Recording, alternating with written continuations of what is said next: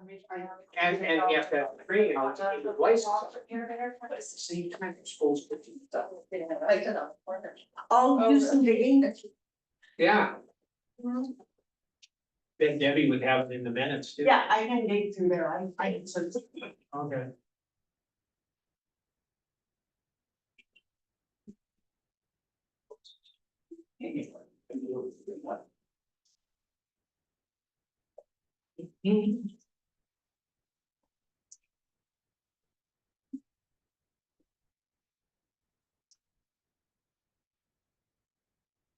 And residents may be here, because I think, She's gonna be on Zoom. oh, well, she, Yep, she told me that, I talked to her this morning, she said she'd be on Zoom this afternoon. yeah, I didn't know if she was gonna be on right away or not. Yeah, she thought so. Okay. Who's that, Cynthia? Sin, All yeah, three of them. Oh, but I don't see Cindy again. But it's early. Mark and Kimberly are there. It's got 2 minutes. You wanna come do this? Perfect. I can follow. There you go.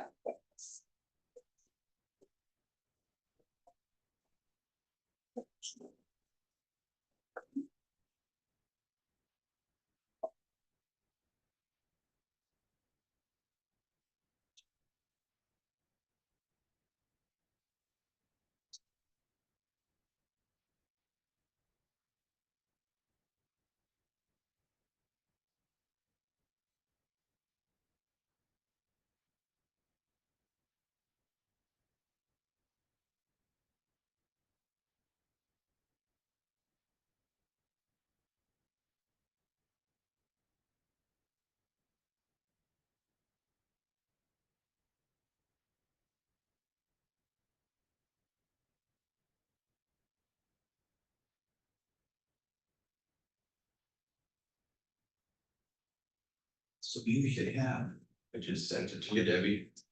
When you Oh, went did through you? it, You should have. Anything from the previous school What, committee. that's, Right, Yeah, the date? and I'm sure it was temporary. and I think it's a month or two before she went. Okay. I'll find out. All right. And now they want more money for it, right? Yes, I'm not turned on. thanks. Okay.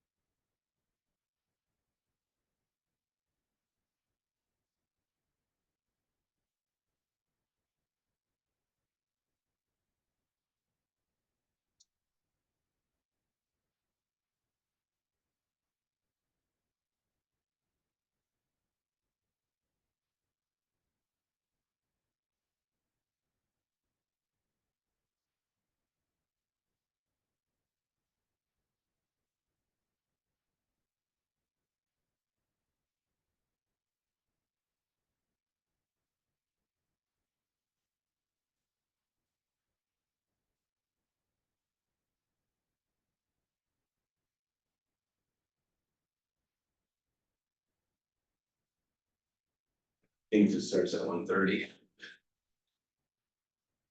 What? Cindy thinks it starts at 1:30. Yeah, oh, really? We was on the sheet yesterday.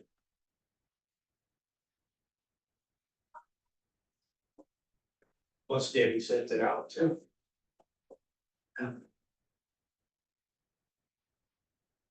She's hopping on.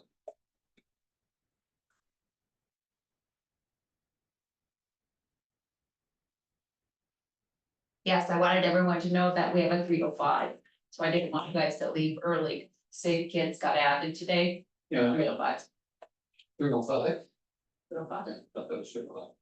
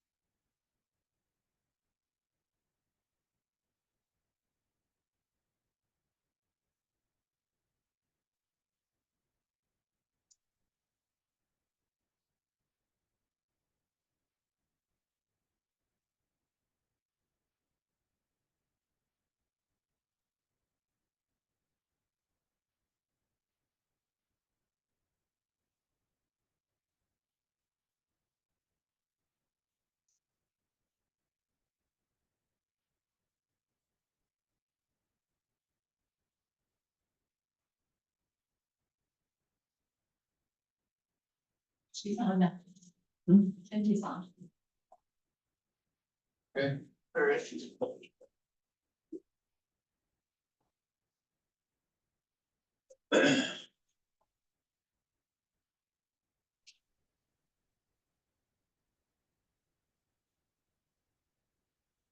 So can everybody on Zoom hear us? Yes, Mark? Yep, I'm here. Or I can Rob? hear you, I should say. Yep. yes, I can hear. Right, we will call the committee, Administrative Services Committee meeting to order. First item today is the Grand Forks Community Service and Restitution Program. Hi, And introduce yourself, please. yes, absolutely. My name is Chelsea Williams. I am the program director of the Grand Forks Community Service and Restitution Program. I've been with the company since 2007, director since 2015. Fully appreciate the company, appreciate the support that Grand Forks County has provided throughout the years. Just so we get a little update on what our office does. We perform drug testing for anyone who's been released on bond out of Grand Forks County District Court and needs the drug test as part of that. We also will drug test clients who are testing for Grand Forks County Social Services. We can do testing for drug control probation, unsupervised probation, as well as some private practices such as like Agency Associates and the North Dakota Board of Nursing, although those two things are very limited with our office. The other aspect of our program and why we originally were created is to administer community service. So we operate and monitor hours that are ordered by Grand Forks County District Court for community service for clients as part of a sentence. So typically what we see is an order for 20 upwards to 100 hours of community service in lieu of jail days. And so now that I kind of know the program, I'll just go a little bit over some statistics for us. And start with 2023. And I did give everyone present a little sheet that just has some quick facts on it that I am going to go over as well. In 2023, our clients completed 6,491 hours of community service. It is generally estimated that it costs $70 to $100 a day to house an inmate in the Grand Forks County Jail. And the court has kind of deemed about 1 day in jail is equivalent to 10 hours of community service.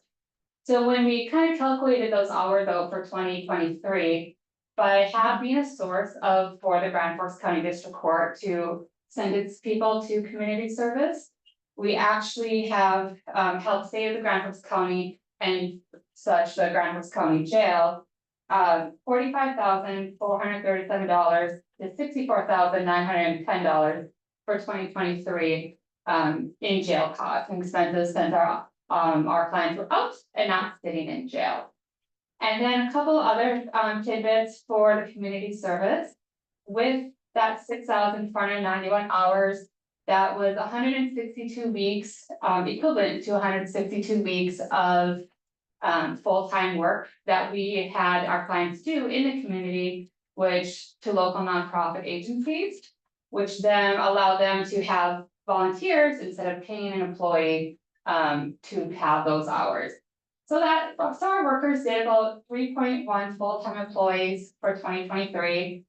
And even at the minimum wage of $7.25, although I don't know where you're getting paid at an hour anymore, but even at that minimum wage, that is $47,059 saved in wages for local communities in Grand Forks County, although we do some outside of the city and county as well. And then for drug testing, which is a big part of our time, last year, we performed 2,867 random drug and alcohol screenings. 170 of those clients were coming from Grand Forks County District Court, so those were out on bond. And then 86 of those clients were from Grand Forks County Social Services, testing for them. But granted, there's other testers, supervised probation, unsupervised probation, private practice and such, but those Grand Forks County District Court for bond and Grand Forks County Social Services are our primary base. Just lab expenses last year, it does cost quite a bit of money to test our urine and saliva samples and sweat samples.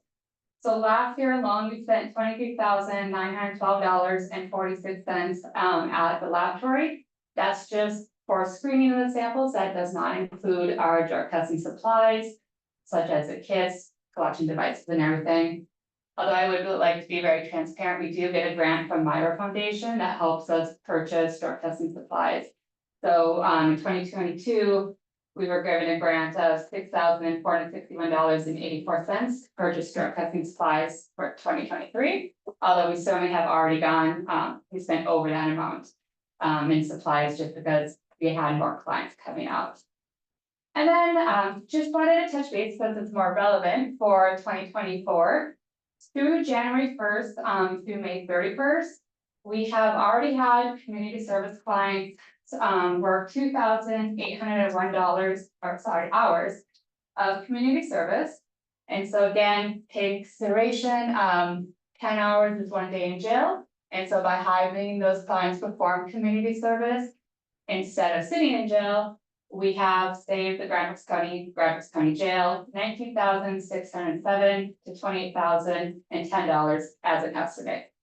But the important thing that I was reviewing is that so far in those first 5 months of 2024, we have had 158 clients testing per bond condition. Some of those were flow over from 2023, some of them new referrals in 2024.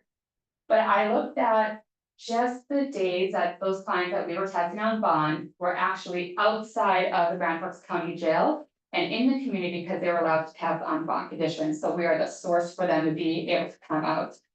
And with that, a combined total of the days those clients stayed out was 8,495 days. So essentially what I did is I went through all my clients one by one that I've seen in 2024, January 1st through May 31st, and I counted each day that they were out of jail and counted those up to combine that. So that came up with the 8,495 days. And again, when you calculate that it costs estimate the $7,500 a day.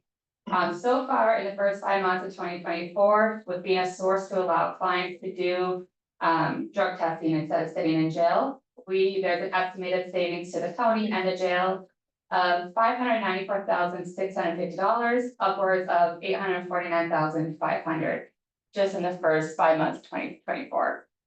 So when you combine the community service and the drug testing together for that first 5 months, we increased slightly to savings in the first 5 months of $614,257 to $877,510.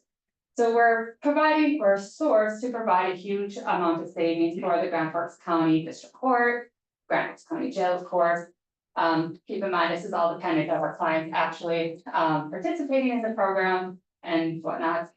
But I did take into consideration that once, even if they were still out, but there was a warrant, I did not count those days into my calculations.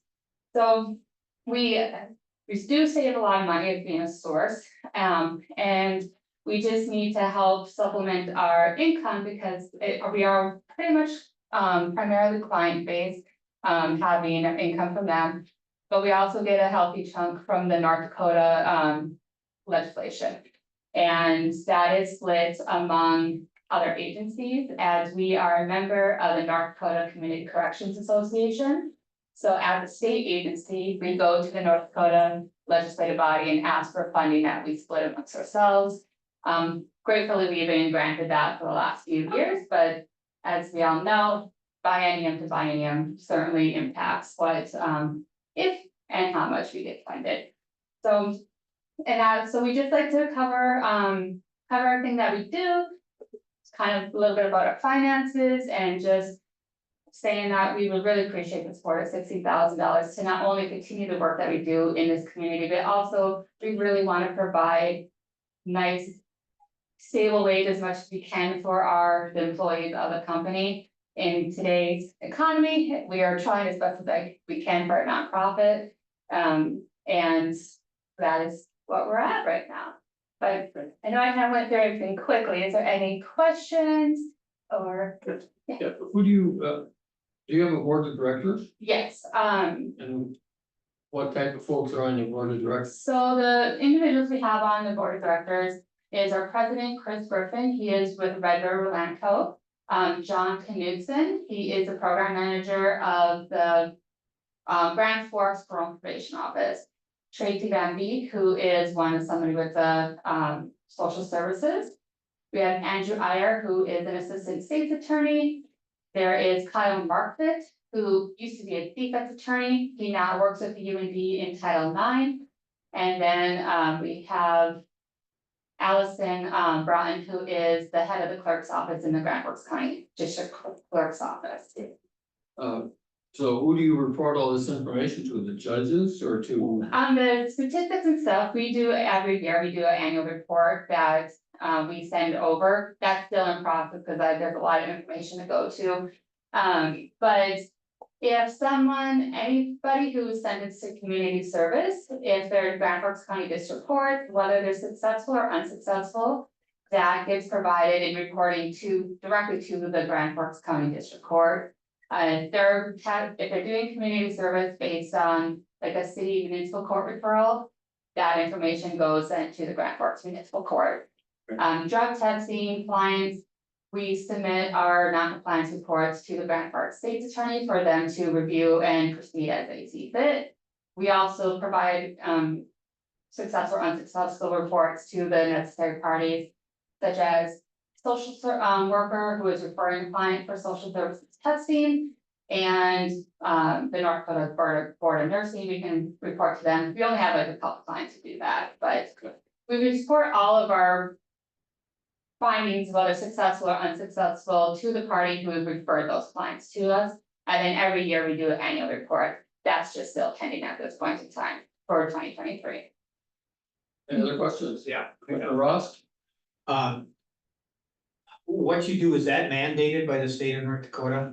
Maybe Haley knows that. There is a central code for the drug testing. Yeah. It is 19-032.1, I think. I was just looking at that the other day. Okay. And that's for, I believe, felony offenses, drug related. But I do believe they can add drug testing on for additional cases if see fit. But for social services, I guess that depends on what the social worker perceives is necessary and concerned for their clients. Whether or not that's mandated to do that for those Yeah, clients. I I'm get not what, sure. okay, so you do get some money from the state of North Dakota? Yeah, absolutely, yeah. So how big is your budget? Our budget, let me look that.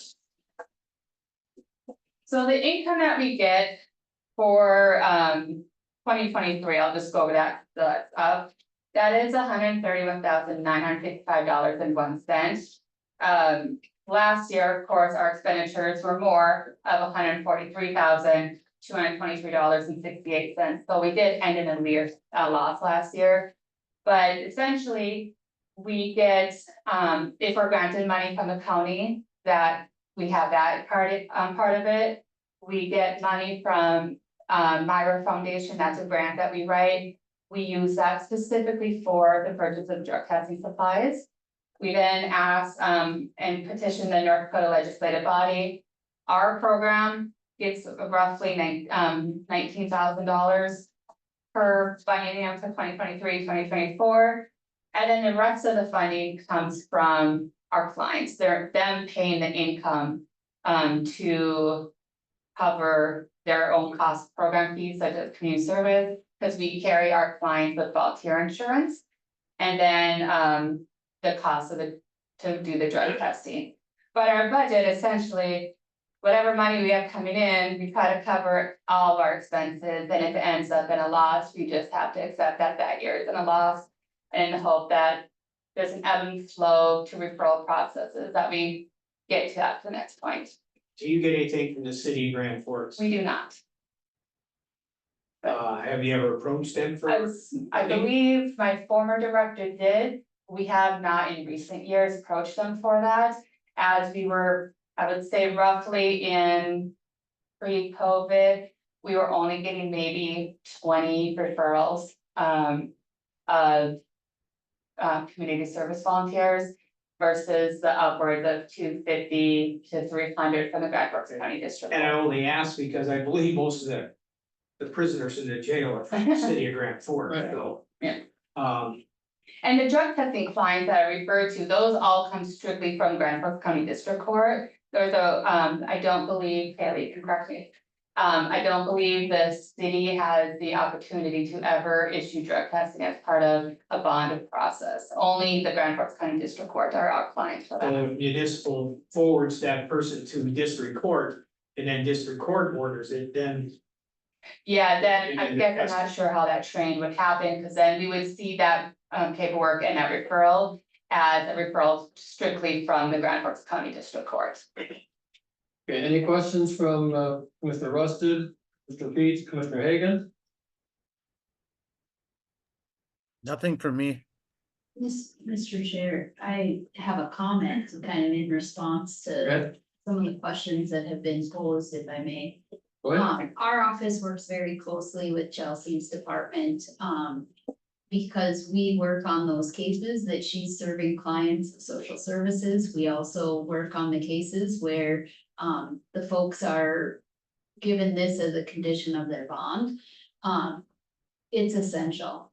It's a very essential, service that allows the court to adequately track these folks and make sure that they're not continuing to commit new offenses out in the community, or if they're placed on a court order for a social services matter, that their agency is able to adequately know what that parent is doing and if they're complying with the court order and whatnot. So, I think their financial request of the county is absolutely reasonable. Yeah. In comparison to the services. that The they the only reason I brought it up is because if it's mandated by the state that this be done. It's another thing that the state doesn't pay any, well, I mean. They expect the county, to pick up part of it, Yeah. if they mandate it, they should be paying all of it. Yeah, and I would say here, it is state court judges that are ordering, the drug testing, like as a Yeah. condition of bond and whatnot, but I also think there's a equal, benefit to, the cases we prosecute and the impact on the jail population, because, it does give more comfort in having these people in our community when we know that their agency is monitoring them Yeah. and keeping track. Okay, But I don't understand it, why isn't it a state function? It should be a state function, well, I mean, it's. rather than Yeah. 501c3, Just another thing that's stuck on the county, so. yeah. And originally we were set up, way back in the day or early 1990s. Why the community service office came up across North Dakota was, North Dakota parole probation wanted to charge clients for being on supervised probation, have a fee for that. And the state returned saying, if you do that, you need to have an option for them to work off those fees. And that's how the community service offices came about across the state. And we were under the North Dakota Department of Corrections for monitoring. And they didn't provide us financial assistance, but we were under them for monitoring. And then, not to put any department on blast, but in approximately 2009, 2008. The Department of Corrections wanted us to proceed on our own and fully function as our own companies. Grand Forks office was set up to try to get one in Grand Forks. We started as a 501c3 nonprofit, and then we were governed at that point by the North Dakota Department of Corrections. But I think it's a great service, it just surprises me that another one of the things they just say, well, let's have this, but figure out a way to pay for it. You're not asking too much from us, I don't think. Yeah. And we understand, even from a point of our drug testing clients, our community service clients, we understand that it is a financial hardship to them as well, because they are in a difficult point in their life. And so there's work issues, there's home life issues, and we try to keep the costs as low as possible for those who are on drug testing or those monthly program fees for community service. But part of the reason we have those fees for community service is, I think every business needs to help pay their employees, of course, we don't wanna just take every money from county, state, city, wherever our funding's coming from.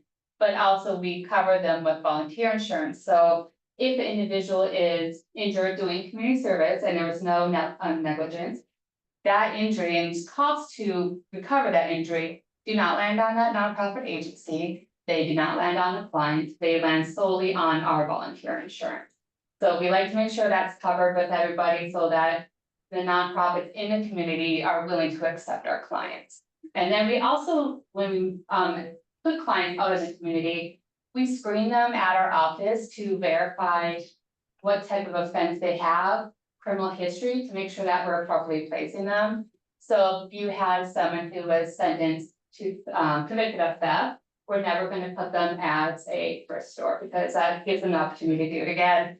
And of course, any school that we have our volunteers at, pretty much the only type of person who's going to be allowed to work there is someone maybe with a DUI. Or a driving on suspension, because they're of course are highly protected due to the children in the area and or teenagers, but. Okay, we're about out of time, Perfect. short schedule today, but thanks for coming in. Thank you guys so much for giving me the opportunity to come over here and speak, appreciate that.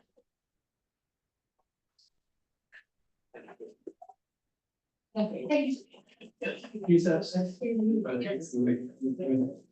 These have all there, did you see them? I didn't look the long. Yeah, was just at the meeting in Queensborough. Oh. So, and I have it around early. For you guys. She's here. Really hasn't. They're from here. Also, in a food thing, doing things that are essential as these things are. You should talk to Judge here. Hi. So. To, Did you need a printout? what I had. Sure, you can have it out. Maybe not, okay. Yeah, the printout I said, yeah, okay. And they. So little. The pups got my.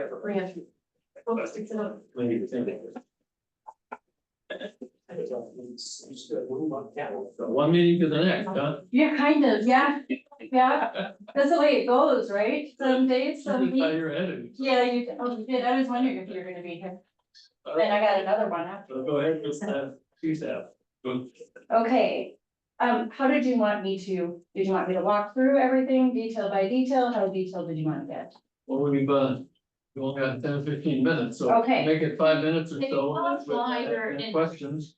Yeah, the change that you will see in the JPA costs is, the past few years, the extra funds that we have taken from the 911 revenue fees dropped. Like we took in 2023 and 2024, we used 42 and 46% of our 911 fees. And that's pretty atypical. Our 911 fees are typically supposed to maintain our building, our structure, our communication equipment. And so we've reduced that because we've seen, of course, inflation in those areas as well. So we have to make sure that that fund is maintained so that doesn't impact you guys in that area. And then there was in 2024 budget is where the city added some of the administrative fees for IT and HR and finance, so that was added into that JPA budget as well. As far as dispatch staffs, it's a 4.6% increase in our salaries is what is budgeted for the city. So that is the impact that the biggest impact would probably be the drop from an extra 300,000 911 fees to 150. So we still moved extra over. It's just less than what we. It's like I said, we want to maintain that fund to make sure that we stay under Then there. our 5-year average percentage, did that stay about the same? The 5-year average should be about the same. If we can continue to keep providing some of those to keep your cost shares down, we will continue to look at doing that. But I believe the city looks at keeping an even keel as far as like salary increases as well, so. everybody's budget is tight, right? So, especially with inflation on everything. In the 2105 budget, that one is our 911 fees there, you will see the revenue drop, and that's just because the siren fees are taken out ahead of time. That's that distribution and collection that we started in 2024, and that seems to be going really well. What the Association of Counties is hoping is that after we move through a year of this, that they can go to the legislation and see if some of those administrative fees are dropped. And they've also been able to make sure vendors are providing fees to each county evenly. You probably received some of that feedback through some of the meetings or. Yes. Yes, so it's been a great project that they implemented, so we're very appreciative of all the work that they've done. And I can provide a report if you guys would like to see just that, how it's coming in, but it's been pretty stable.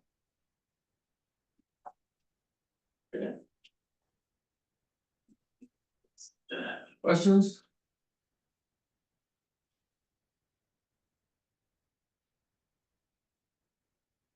What portion of your budget is provided by the county? The portion of the budget in the county is 21% out of the JPA. The city is 56%, UND is 10%, and then the 911 fees cover the fire and EMS at 11.75. Okay. And that stays pretty typical, give or take 0.5% from year to year. Shan, Go ahead. the small towns, Yeah, Laredo, yep, I know Laramore's county, but the rest of them, do they pay? they have a contract that they pay every year. And we're Okay, gonna be looking at doing that, right now it's a flat fee, but we were gonna look at redoing that so that there is. Maybe an increase with that as well. Right now, All Troop pays a flat fee as well, one thing that we're looking at is, you know, there's the space study that we're doing, there's also the opportunity where they're gonna do a staffing study and also a JPA study. That company does the same thing, and I thought it would be a good opportunity to look. I believe that's been in place for, oh gosh, Bob, how many years has it been in place since? Many years. yeah, And so if there's a better way to look at that, so, I think that'll be an opportunity, that won't be anything for next year, but something to look forward to as we can improve for everybody. you know, I find it hard to believe that UND is only 10%. They stay pretty consistent, yeah, they actually, It's like, with everything going on out there, it's like that, I would almost assume they have more calls than the county. I don't know, I mean, it says that it's the 5-year average, Yeah. so, you know, I could look to see if the last year was busy, but, everybody stays pretty consistent. Yeah, okay. There's I'm just valleys. curious, it's like, I know what goes on out there, and it's like. Yeah, it actually, it's funny, you know, like bar time isn't our busiest time either, like our busiest time is 3 PM to 7 PM. Which is, you know, if somebody asks, or like bar time, it's like, well, no, 3 to 7, 3 to 8 is probably our You think of the busiest. statistics of how many people are moving around at that time rather Yes. than at 1 o'clock in the morning. Yes. Statistically wouldn't make sense. Yeah, like the other day at 3 PM, I think we had 33 calls Yeah. going, so I mean, it was just one of those days. So, Thank you. yeah. Okay, any other questions? Commissioner Rusted, Commissioner Peach, anybody? No, I'm good, thank you. Okay. All right, Thanks, Kevin. yeah, thank you guys. So we've got, children's advocacy, there. There's zoning. What? They're gonna Zoom. They'll Oh, call they're in. in Zoom. Yeah. Oh, yeah, okay, I had my hand on top of that part of the paper. And I believe they're asking for the same amount that we did last year. Correct. 40,000 was, yeah, county doing 26. How much? What's it? 40 They're requesting 40, the same they did last year, but we share that with the, Human Resource Stone. And, so they pay 13 and we, something and we pay 20. Yeah, there's Sarah to be named off though.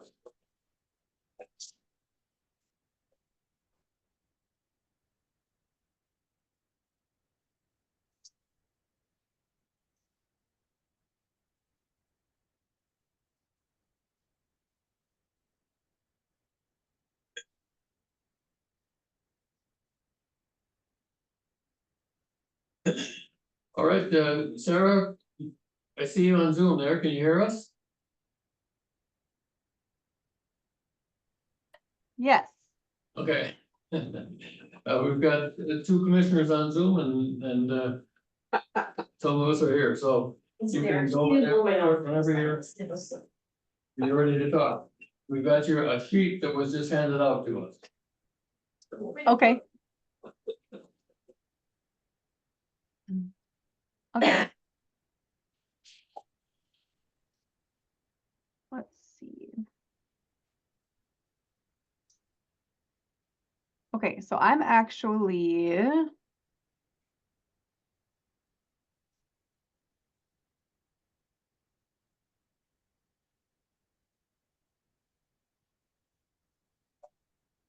Okay. Sorry about that. I literally just came from another appointment and I want to make sure I have everything up.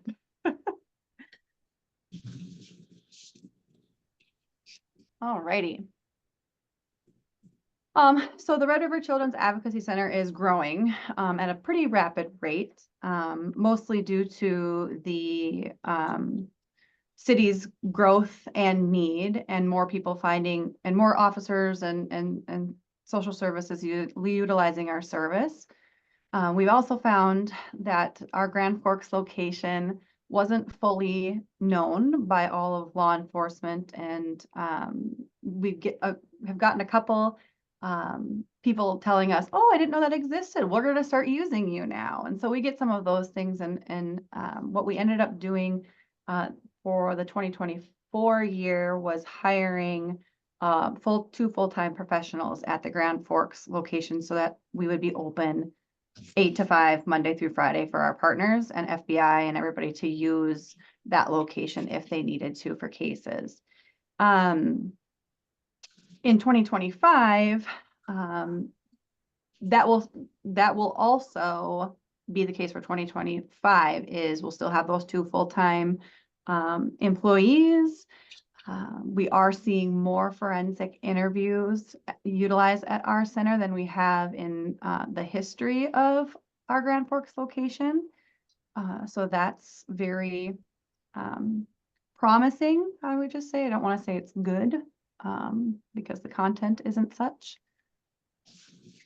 But we also are hoping this in 2025, expanding our mental health program, specifically in Grand Forks. We have a lot of patients that come through that need mental health services and the trauma-informed care that we have. And the only other places that provide the type of trauma therapy that these kiddos need are kind of few and far between, and also in Grand Forks have a really long waiting list. If we could have our own mental health therapist that could either do telehealth or be located at our Grand Forks office to help those kids, they could get services right away and lessen their long-term effects and costs of the trauma that they've endured. So this expense sheet that you must see, I think, in front of you is what it will cost to run our Grand Forks location in 2025. These are the current costs that we're experiencing now as well for that location. The only thing that went up would be the rent and utilities for 2025 because we are on a contract, and that goes up slightly every year for the next contracted term.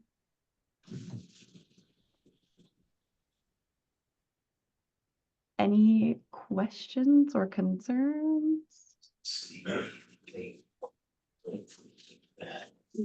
Any questions? Mr. Ross? I have a question about, funding. Does the city of Grand Forks pay anything in? Do you ask them for anything? Last year we asked for, and this year we asked for and applied for the CSG grant because we actually got less money from this in the last 2 years. So we supplemented as best as we could by using that CSG grant as well. But other than that, no. Okay, do you have any plans to talk to the city about it? No, I have not considered. Okay. All right, well, I think, I appreciate what you do, Mhm. but I think a lot of this, the things that you take care of are probably within the city limits of Grand Forks too, so, I think, if you contacted them, see what they can help you with too. Sure, sure. And we do see many different counties throughout obviously our area. But yeah, it's all over the county that we see for Grand Forks as well. It's not just the city of Grand Forks, but so some of the cases are in the city, Yeah, yes. I'm not against us paying our fair share, but I think most of what goes on is within the city limits of Grand Forks, so. Sure. All right, so Commissioner Russet, Commissioner Peach, any questions? No, I have none. Thank you. I have no questions. Thank you.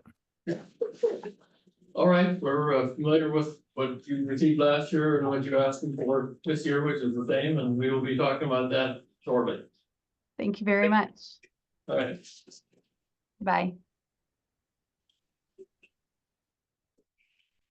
Another thing I don't understand, the city walks away from this stuff. Everything. Everything. Yeah, I don't get that, like I would assume a big chunk would come from that, because it's Grand Forks residents, I know it's other county residents, but I'm assuming the majority is Grand Forks city residents. But then the city says, well, we're part of the county. Well, they're the biggest chunk. So maybe you can, whatever, but the difference between what they provide and the city, a lot of the things are stuff that they do, so they figure it out. There may be some implication, but they're primary student experience. Oh, that's sounds a lot of the same work, but I get it. And there is always this chat. Versus CBAC will work with kids too, but they're kind of a broader defensive back. Yeah, okay, I just wanted to know what the specific differences here. Mr. Ford, have you ever discussed some of these things with Mr. Field? No, sir, I have not. Any idea why it is that these services are so much used by the residents of Grand Forks, and they just think it's all the county problem, like, not an issue? I don't quite understand that part. I think there's been since I've been at the county, there's always been a contract for services with Red River Regional, and the county did provide some ARPA funding too during the pandemic, and it's a good question why they have not reached out to the city. I couldn't answer that. Yeah, it seems like something we should try helping fund, but so the city. And we don't. All right, ready to move on? Work older. You look excited out there. At home and come back. He's used to dealing with captive audiences. Yeah, Joe. I'm gonna hand this to you guys, they're just to help, I see. Oh, sorry, I'm guessing two commissioners, so Haley, if you can. Take yours word for Commissioner Peach. And well, you can follow along if you want, and leave it for Commissioner Rusted.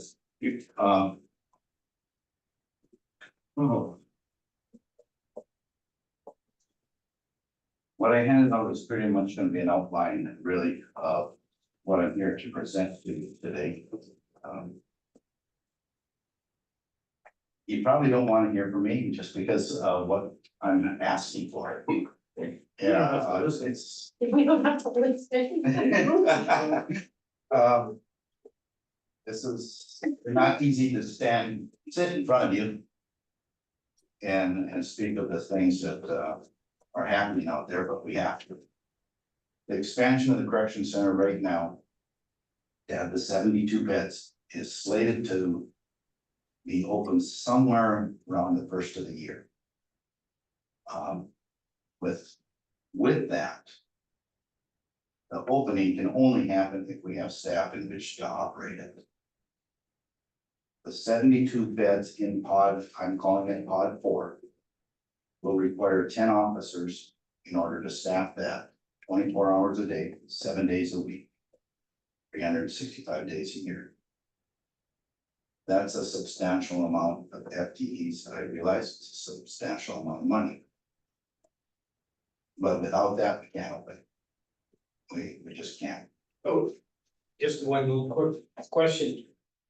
I didn't think construction or was gonna be turned over till late fall of 2025. Commissioner Ross, right now they're hoping. And I mean, we can do whatever you choose in operations. They are hoping to be able to have an administration moved out. As early as December. So that they can begin the remodeling of the administrative area, training room, break room, all that stuff, so that medical can move in there. With that being completed. Originally was about a June 30th date, but if we can get license for occupancy in advance, they hope to move that up 3 months. Doesn't mean you as commissioners have to begin operations January 1st. I'm just saying it might be ready January 1st Of 2025. of 2025, right? For your administrative offices. Or pod 4. 5-4, okay. For inmates in beds. Right now, the last draft, I did not bring it from Tuesday's meeting, has the move-in of administration through December 13th and the move-in for pod 4 through January 13th.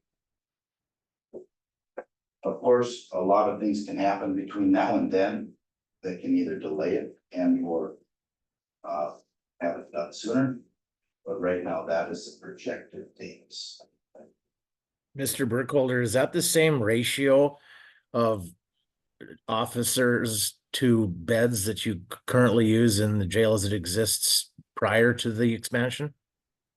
Commissioner Russell, great question. Pod 4 is a different structure than pods 1, 2, and 3, and that pod 4 is a dormitory type of setting, of which there are either 8 or 12 beds in each dormitory. There are no cells in there. Best practices, policies, and procedures will always require that 2 officers be present whenever an officer goes into that housing area. Because there you have no way of separating yourself from 8 or 12 individuals. What we've done in the other areas where they do have cells, pod 3, which has 96 beds, always has 2 officers whenever they're not in a lockdown. Pods 1 and 2 have 1 officer with another officer that roams in between them. Because again, policy and procedure will not allow an officer to go into those housing units without a second officer present. You never do that when the inmates have free reign. So pod 4 being a little bit different in that there's no way we can lock them down ever. Will always require 2 officers. Even well, there really isn't a lockdown period, just like our old work release area, a 36 bed dormitory area.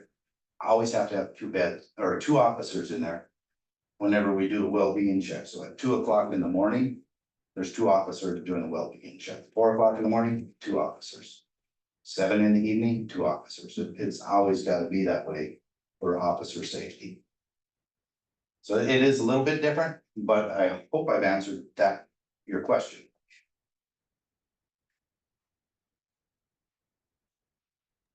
Yeah, no, that answers that. It just, like, probably, I'm assuming all my counterparts, when they saw what the request for FTEs were, I nearly required a trip to the hospital after choking.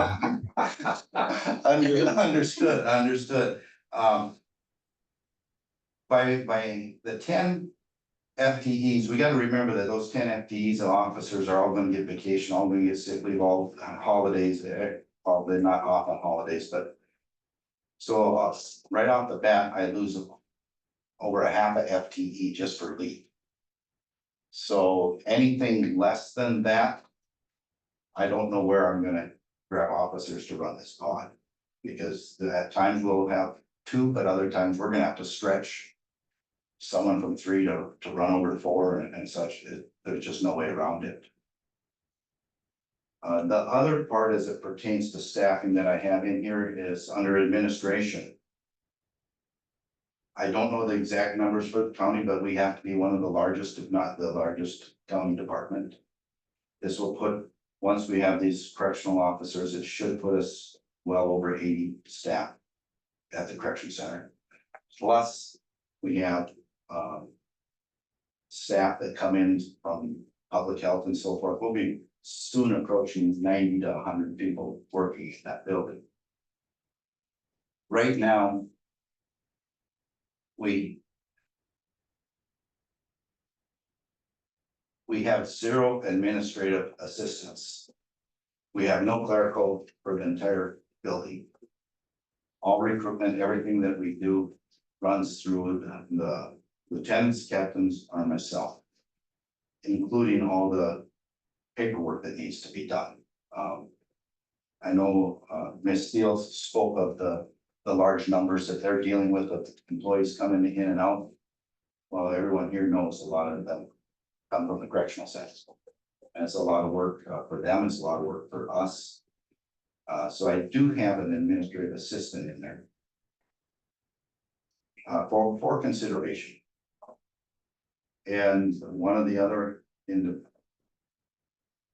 individuals I have in the staffing is a custodial person. Right now I have 2 maintenance people running everything out there, including custodial. We do not have a single custodial person. The existing facility is over 92,000 square feet. And I don't know how many more square feet we're adding to it. But I can tell you one thing that some of the philosophy is that the inmates will do their own cleaning and so forth. Well, if you have kids, a 5-year-old kid, would you allow him or her to be responsible to clean your bathroom and toilets and showers and all this other stuff? It probably isn't gonna happen, or it's not gonna happen to your standards. Well, that's what we're dealing with too in a lot of the secure spaces. It would behoove us to have some custodial in there to do some of the cleaning that is just not getting done. Remember that facility is over 20 years old. Who does it now? Good question. The inmates are responsible for cleaning their area, and they do what we can get them to do. Every year I have to have my maintenance people come in there with chemicals and a high pressure washer to clean showers and stuff, so that we're not getting complaints of mold. So your 2 maintenance guys are doing it right now. They are doing the pressure washing of that. Yeah. But there's nobody like day to day, week to week, the cleaning schedule going through it. Making sure everything is. No. For example, my office hasn't been mopped in 3 months. Well, then you're no better than the inmates. This is true. I'm not good at cleaning. Wouldn't this be more of a B&G position? And I think that's for you guys to decide, because I know you've changed some structures and so forth, So Bill Rashevsky, he's asking for another maintenance, a custodial that could do your place, and he could do wherever we move the sheriff to. I would be, I'm not looking for ownership of this, I'm just looking for assistance. But yes, as long as we're talking about one custodian. You know, so. And And how you choose and where to place it, I'm fine with that. Okay. Okay, So. So that's in my staffing, and I know my numbers aren't Debbie's numbers, but they're as close as I can get, and, that's the largest portion of the increase you see for me. It's about 2/3 of what you're seeing for me. It's just in staffing. The other thing to be aware of though is services and supplies. Our average daily population continues to rise. That means every supply that we have, we're using more of. Every supply that we have is getting more costly every year. So we have both things hitting us, eating more supplies at a higher cost. So that's factored in here. One of the things I've already brought to you before and you've seen is the water heaters, for example, the repairs on that. We're running into more and more items in that building that are 20 years old that need more repair. I don't expect that to stop. We're doing some different things and have made some changes for the positive and get some repairs done, but we can't expect that was the last of the repairs we're gonna need. We're gonna need more. didn't we just work on some of those hot water heaters? Yeah. That, I'm just using that as an example. Okay. Yeah, Okay. just as an example, and we're also working on rooftop units and stuff like that right now, and a lot of other things. Okay, correct.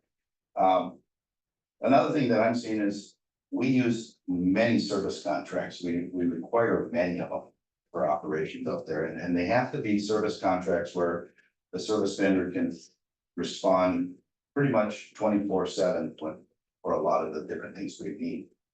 They're not cheap, and their labor keeps going up, their supply cost goes up, and now I think, since about COVID began, everyone has a truck charge, a fuel surcharge, everything, every time they come see us.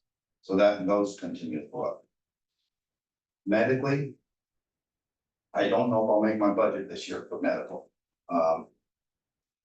Right now, I'm at 55% on my medical drugs, et cetera.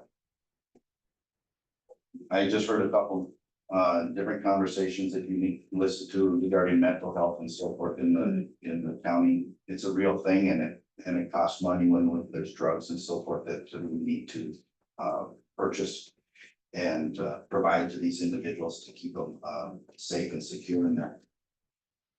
So the medical continues to rise. One thing that we can't live without too is some specialty supplies. Opening up a new pod requires more officers to have more radios. We need what are called Spartans, radio frequency ID readers, so that whenever we do well-being checks and so forth, it records where we are when we're there and so forth. So it's a way to reduce our liability, showing that we are in the right place at the right time. Do you have to go 800 trunking also? I would have to talk, I think it was Scott, I think, yeah. Sure. At PSAP? Yeah, Yeah. yeah, he guides me. Yeah, so I don't know if I do it or not, Bob. Okay, because I think they're doing away with VHF or whatever, so. I think, as far as I know, we're where we're supposed to be, according to him. It'd be a good question for him to, Yeah, because they're expensive.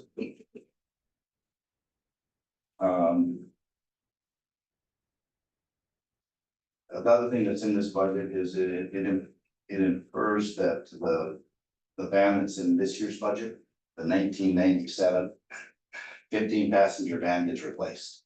It is in this year's budget, but if I can't get it this year, I need to put it back in this year and next year, because we need to replace that van. Especially with when I get to the next page to talk to you about. And that is the expansion, well, what was I hearing? I got the kitchen yet. Before I get to that, the kitchen. We serve over 4,200 or 4,200 meals every week. That's with our current population. If we add another, 20%, we'll be approaching 5,500 meals every week. That's gonna be at a cost to us. And of course, their food cost goes up, their staffing cost goes up, everything goes up.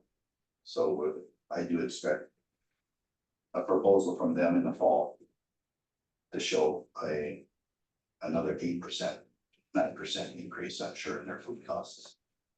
Hey, Brett, do you mind if I voice a quick opinion? Yeah, When it comes to your mechanical, and basically just your building upkeep, I can't help but think that the county would be probably financially in a better position if there was maybe a stronger marriage between B&G and the Department of Corrections. Because it seems like these are services that Bill and his group ought to be providing for the jail, and the expansion of it. You know, when you talk about your roof units, your water heaters, et cetera, even down to custodial, this seems to me like it's a B&G function that you guys have kind of taken on yourself. Do you have any thoughts or comments or anything like that on that? It's just something I've been thinking about. Commissioner Rusted, I work very closely with Bill, actually, and we speak multiple times, usually every week. When it comes to the water heaters and rooftop units, for example, he's in the know completely. In fact, I get a lot of my information from Bill in that regard. So we do work closely with him, and I know that he was out at the facility just the other week doing some work and talked to me about some of the issues that he's finding out there that will come before you. But at the same token, I went into the boiler room Tuesday morning to find it 103 degrees. And that was supposed to be on a system that was already fixed. So I contacted Bill. And he came out Tuesday afternoon to find out that the fan had been running backwards. So we do communicate, and I do involve Bill as much as I can, and as much as he has the time and willingness to help.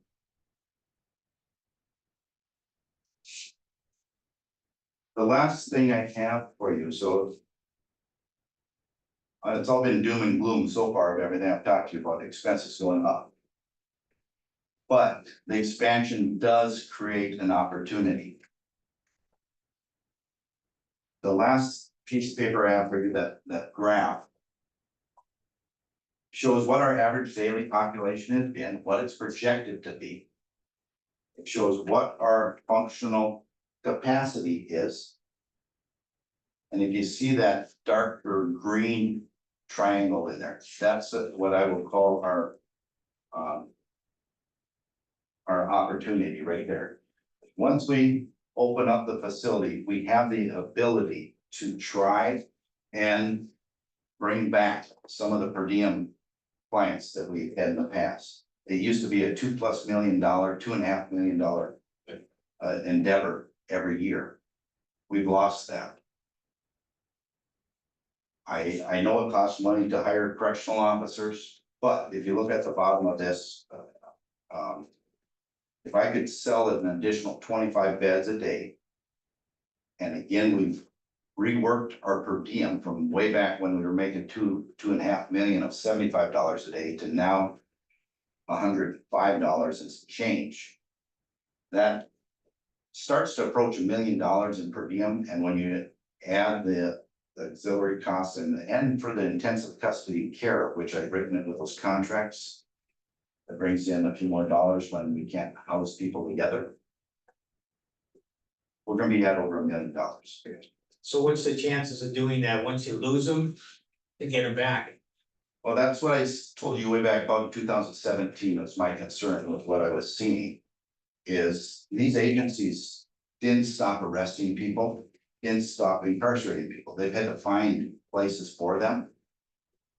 The only thing that we have is that we might be a better place for their inmates.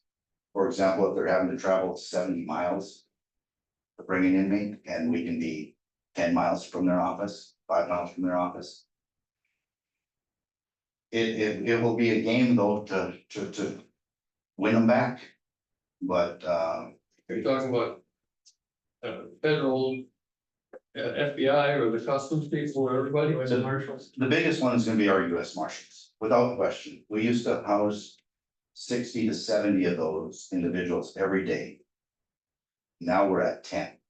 Have you kept in touch with people that you used to work with in that area to let them know your building? Absolutely. Absolutely, yeah. So, once we are ready and have the bed space available, that's the next step, is to aggressively do what we can to mitigate the extra expenses.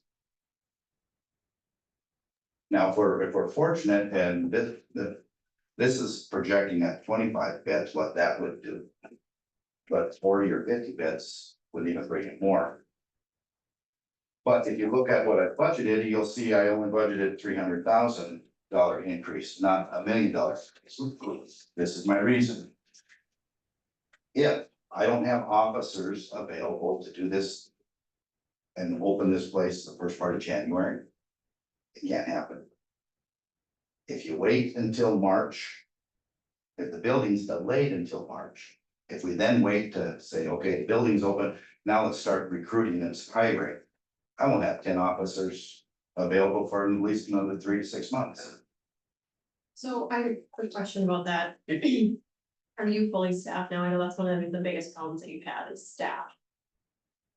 Commissioner Hagan, we are very close. We're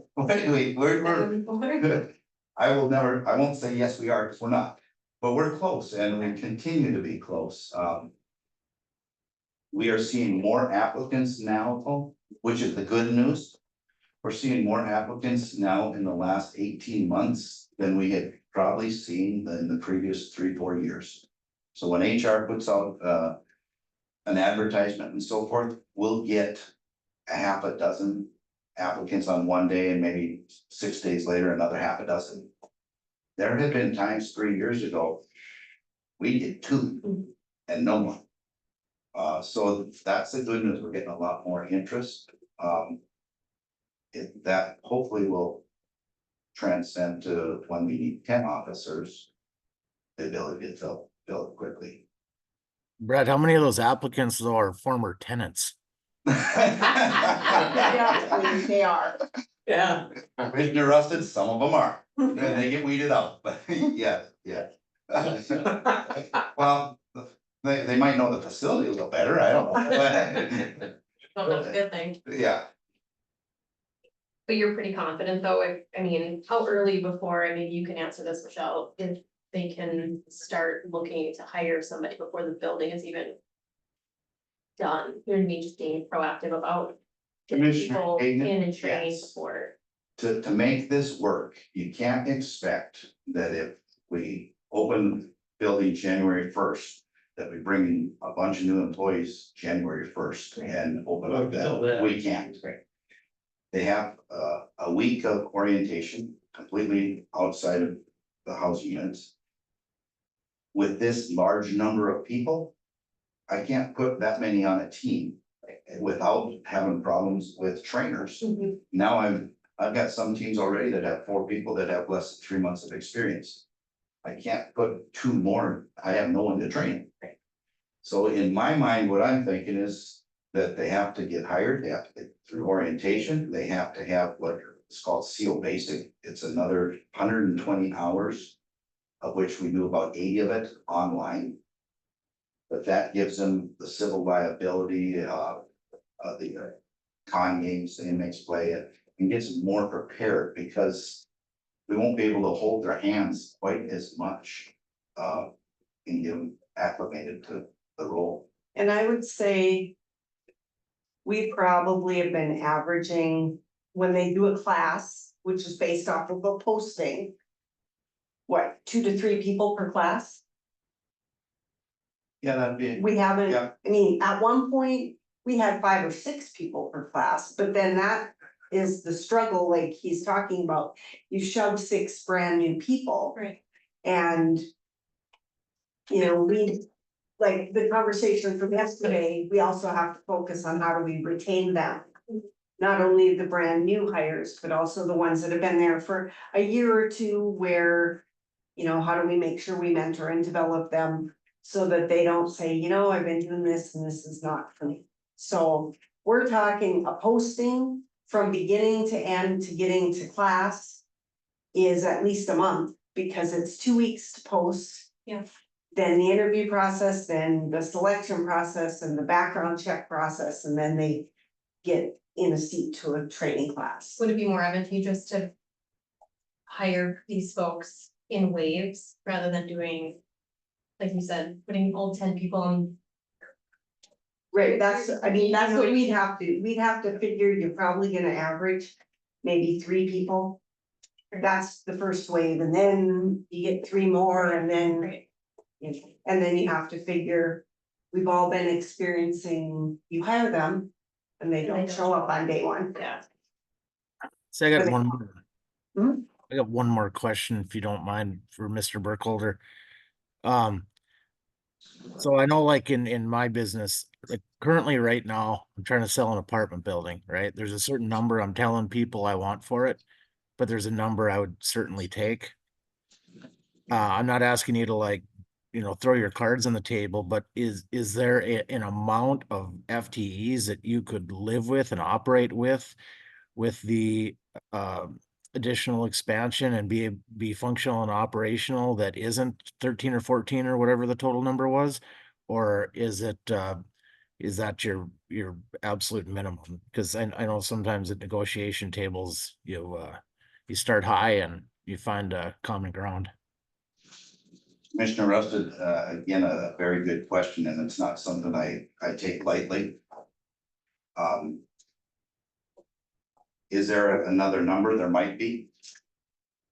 But I will say any number less than the 10 FTEs, I would have a lot of stress in that the safety and security of the inmates, the officers would be in jeopardy.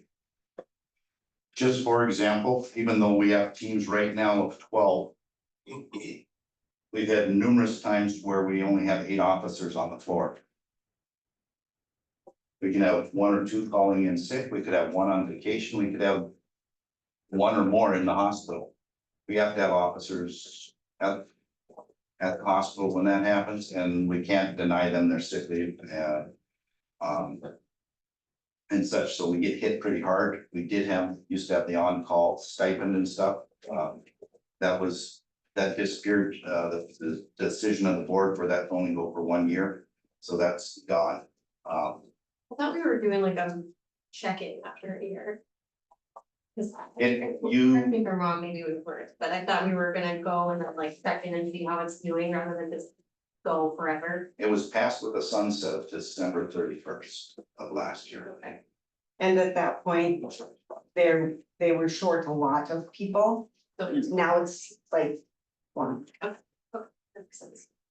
So, and it wouldn't help to just limit the occupancy of 5-4 to half.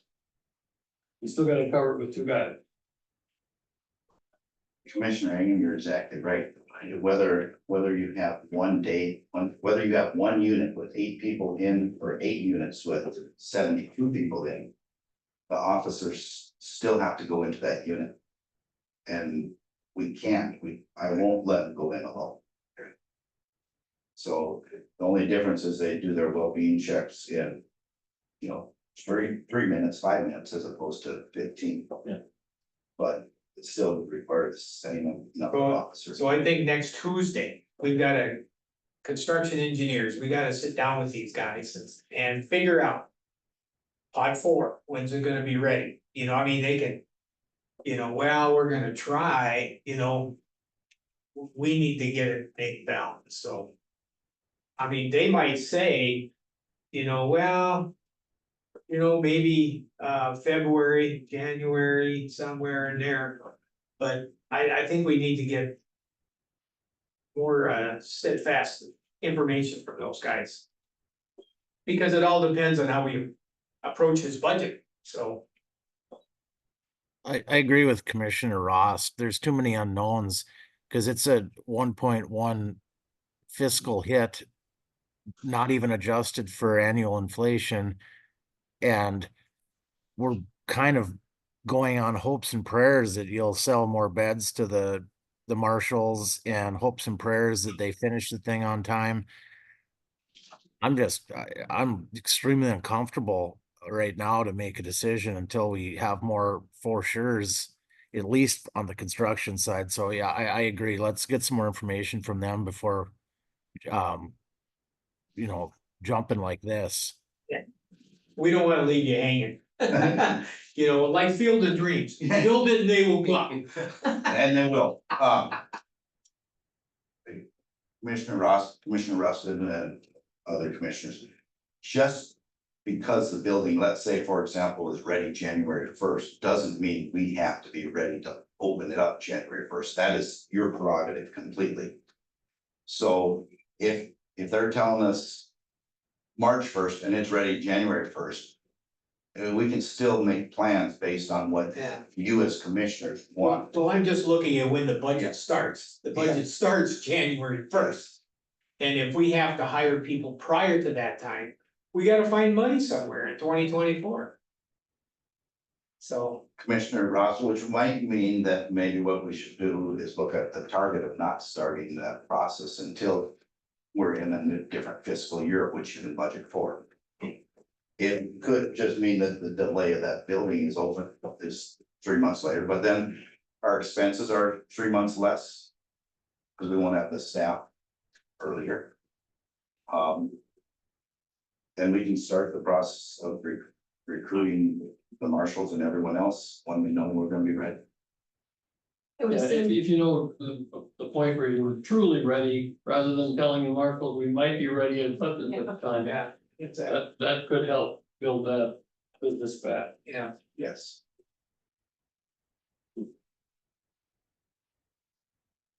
Okay, any other questions? No. Only about 100, I guess. yeah. We'll just have to keep in touch with you and see where you. It'd be interesting to hear how much they came down the start date. Because it's not just that, it's next year, but then it's every year thereafter, so. Yeah. We're gonna find money for a long time. Like I said, right now is a Tuesday. Their move-in date for pod 4 ends January 13th. So they're looking at turning over that part of January 13th. But there is another caveat too, now that I think that, and that is the city needs to license it for occupancy for that to happen. So. I guess Engineer seems to think that that won't be an issue. But my next question is, did Sheriff Schneider ask for enough deputies for you to fill this thing? Mr. Russell, I hope not. That won't give us the results we need. I think the extra deputies are going to the correctional center.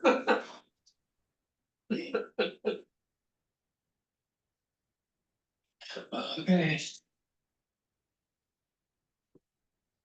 Right. I sent construction engineers a note that we need to zero down on this on Tuesday. So of course, they're gonna be on vacation, a lot of them, Yeah. so, Yeah, because of the 4th of July week, but, I mean, they should be able to tell us, and. Like, Brett said, you know, the occupancy thing has to be okay with the city of Grand Forks, and if we have to delay the occupancy of that pot 4, you know, so we can start this fiscal year on January 1st, that would be great. Otherwise, we're scraping 2024 money somewhere. Construction engineers is more than capable of giving us a really good date. They nailed it to the freaking day on both enormous dormitories on campus. So I don't think they're not gonna balk at that. That'll be a piece of cake for them. Yeah, it all depends too on their supplies, what they can get, because most of the work should all be inside when winter comes, so, yeah, the number of products that they're waiting on is dwindling. It was detention doors for the longest time, but they're here now.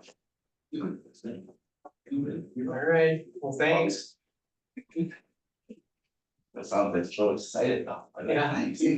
We're gonna put bars in the windows so we don't leak. Oh, out of here. As long as they don't have to have you out there. Yeah. Thank you. Yeah. If there's anything, just let me know. Okay.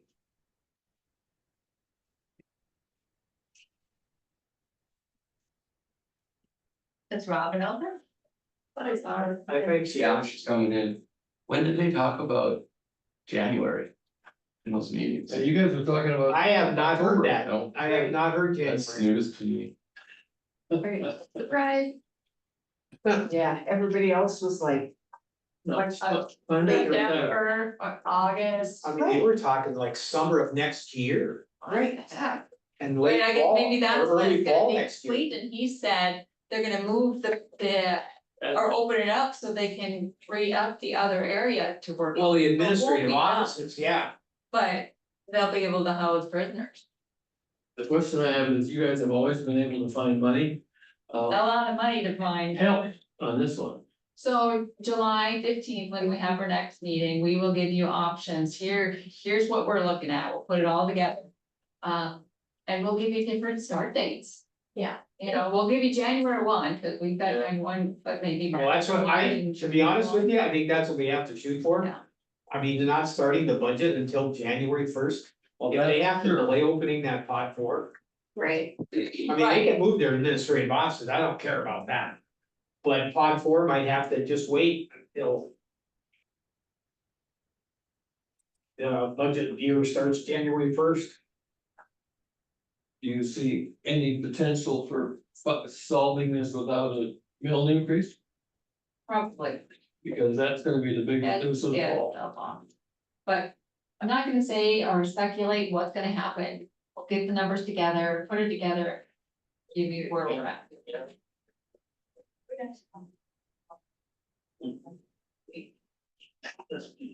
That was depressing. Yeah, I need a minute after that. But I think that the US Marshals back. That's Yeah, gonna be- if they get them back, That's huge, That's it is. just so, and I think they can because they're having trouble getting in other places. The other thing that's occurring, and I forgot to ask them the question, is, the pen is full.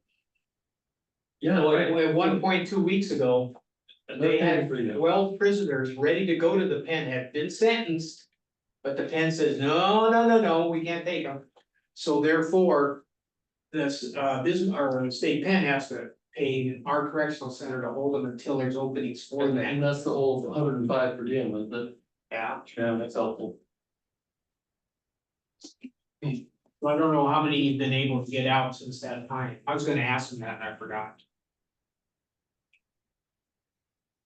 Let's just wait a minute for Commissioner Hagan to come back.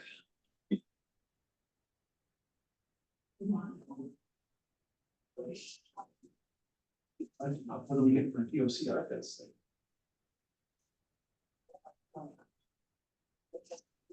but that would be. Similar to what's happening in the deal.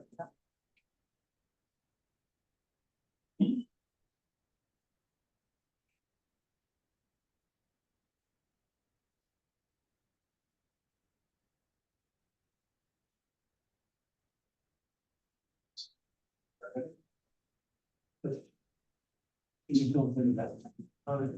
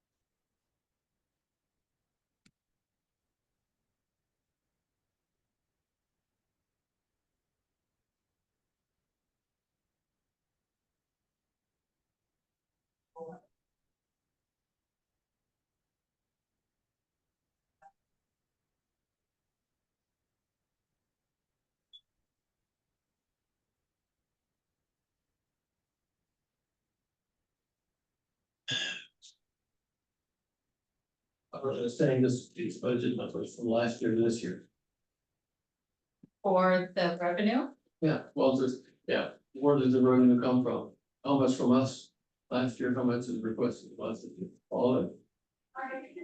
where does the revenue come from? No, it doesn't come from us, it comes from other places. Like attendant care and shelter care Right, and prisoner board. and that. what's the ask from the county? So this is juvenile detention center. So they're a department of the county.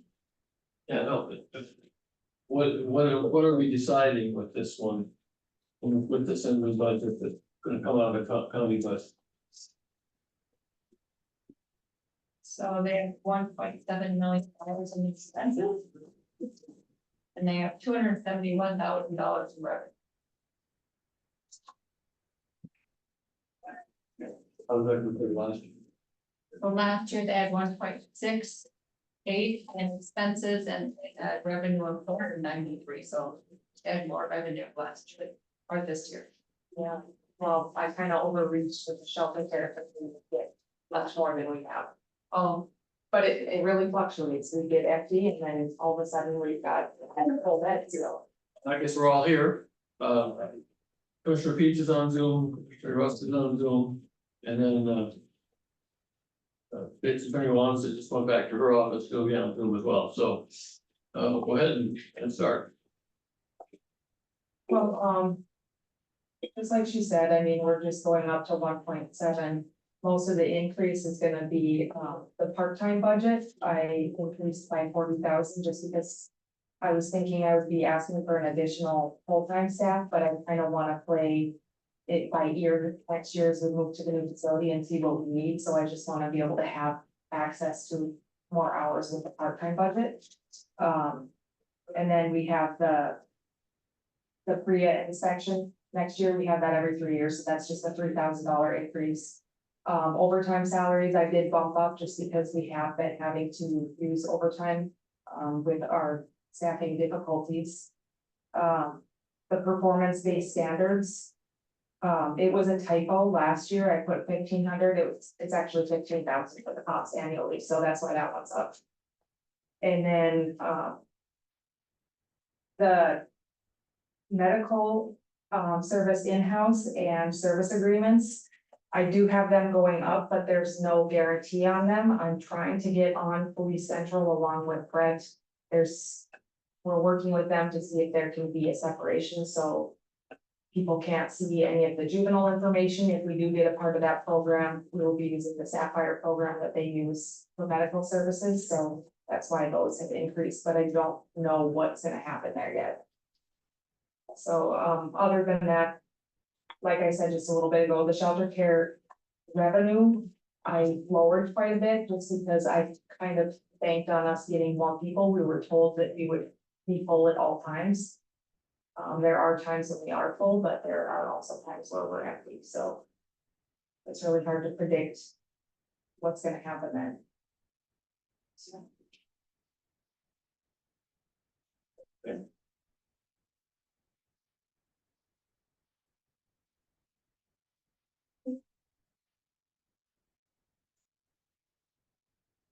Questions? So looking at your revenue in 2023, it was up quite a bit too, with your prisoner board and shelter care. But that's not consistent. Well, I just didn't wanna go over. Right. We do, now we work with the DOCR and we hold kids for the DOCR, at $260 a day. And our out of county is $225, and they're looking at maybe utilizing more beds than we moved. But I don't wanna put that in there until we know for sure. Also thinking about raising the cost at our new facility. There's just not a whole lot of competition with juvenile facilities, so we don't really have a lot of choice what they pay. So there could definitely be more income. I just don't wanna overdo it like I did last year. And feel like I'm scrambling, I guess.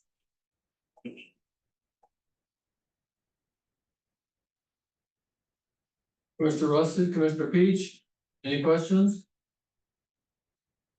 And you don't have the sheet in front of you that we have No. here. I don't have anything at the time. Thank you. No, I don't have any questions either. Appreciate the presentation. Okay, anything else, Debbie, that you, pretty much all there. Okay. Alright. Okay, any other comments you have or questions you have for us? Alright. Thank you, John. Thank you. Thanks for coming in.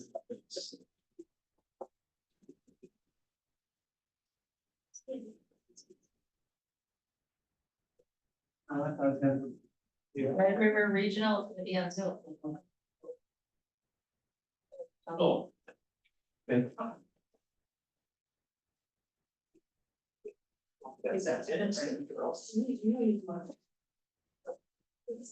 Great starting.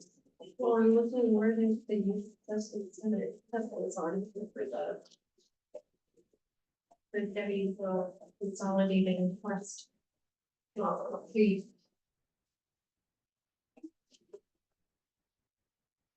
Thank you.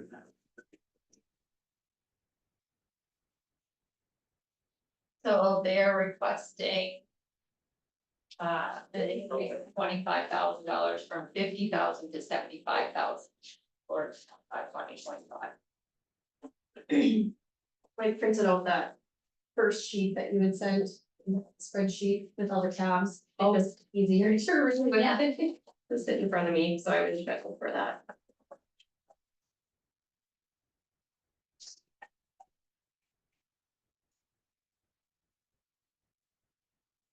You know. At one of our meetings. That Tom was at and Bob was at, and I don't know who that contractor was asking about. The relocation of the sheriff and then whether or not we could come up with the money. To buy the building. Oh, Remember that question? Yeah, well, I was. Well, I don't think so now. Uh, I said, yes, then, probably, but based on the cash that we're gonna need for this budget. Probably What? a building for the sheriff. Oh, the building for the sheriff. Oh, that was the. And we can come up with the cash to do it, yeah. I'm just changing. They got to go with that, What does it do? buy it. Yeah. What was that? Is it someone from his Heartland? Yeah, you were on Yeah. that call too, and so he had asked me that question, did we come up with $3-4 million? Well, in his presentation, but his proposal, he said like $3 to $5 million. That was all, you know, I was like, Right. well, that's great, but. Yeah, but yeah, based on the cash that we're probably gonna need for this budget, yeah, no doubt. we're going to have to use our levy for anything that we do for the sheriff.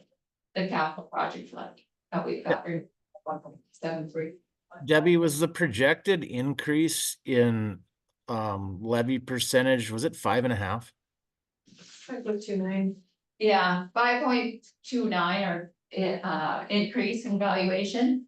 Is there like a science behind coming up with that figure, or did you get it from It's the the? valuation that the property is now worth more than it was last year. Right, but I'm just curious if that's like a solid number to go off of, or if, It is a solid number at this point, because the city and the county have had their boards of equalization. It's subject to change, of course, if the state did something, but that's very unlikely that it would change it from 5.29.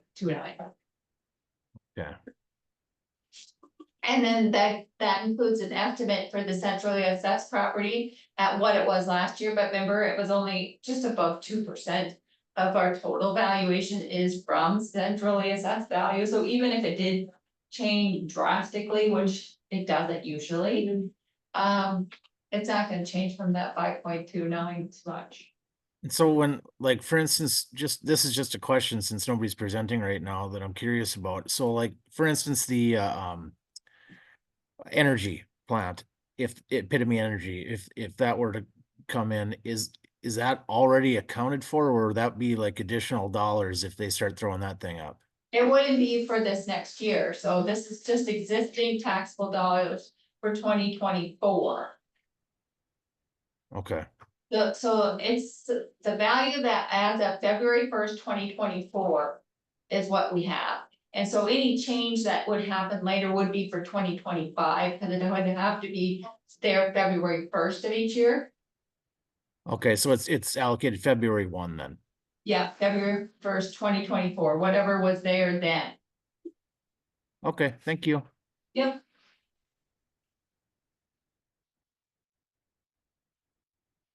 Here, school. Yeah. That's why the city says, well, we're raising taxes, but reasons, Yeah, it's a lot. It's in the dark. No, it sounds good. They're Well, gonna they're be gonna on do it. Well, Yeah. they're not locked up yet, though. Yeah, the tax number. Dawn, yeah, you'll see Dawn probably on. Yeah, I know. My husband didn't like Yeah, I don't see her yet. the under of it. So, yeah, of course. Yeah, she's got a new last name. Well, my mom said that. Yeah, Dawn's on. What was it before? speaking Healy. We didn't meet. What? I mean, Walk Healy, around Dawn, outside. Healy, now it's Dawn and on. But I mean, And DT. one of them updates that we got, so since. Still be on. This one, so. Like, 23 to 24. Look at all these. And you can put it down. There, yeah, value that. What are you, are you 40 or So, something? yeah, you're taking a class. That's the big ones, they're good. Well, you don't know that. Not much. It's not. I should just go through downstairs. So that's one to the left. of There's there. Here's the house for sale. So. Someone had lunch and. Well, until mini Oreos, that's not gonna taste it. It's been there a while, right? Brand new. Prairie. There's a house in these Grand Forks. Same, like, it looks like the same exact house. They're selling it almost the same price that we bought at the house at in 2015. Just on the other side of the river.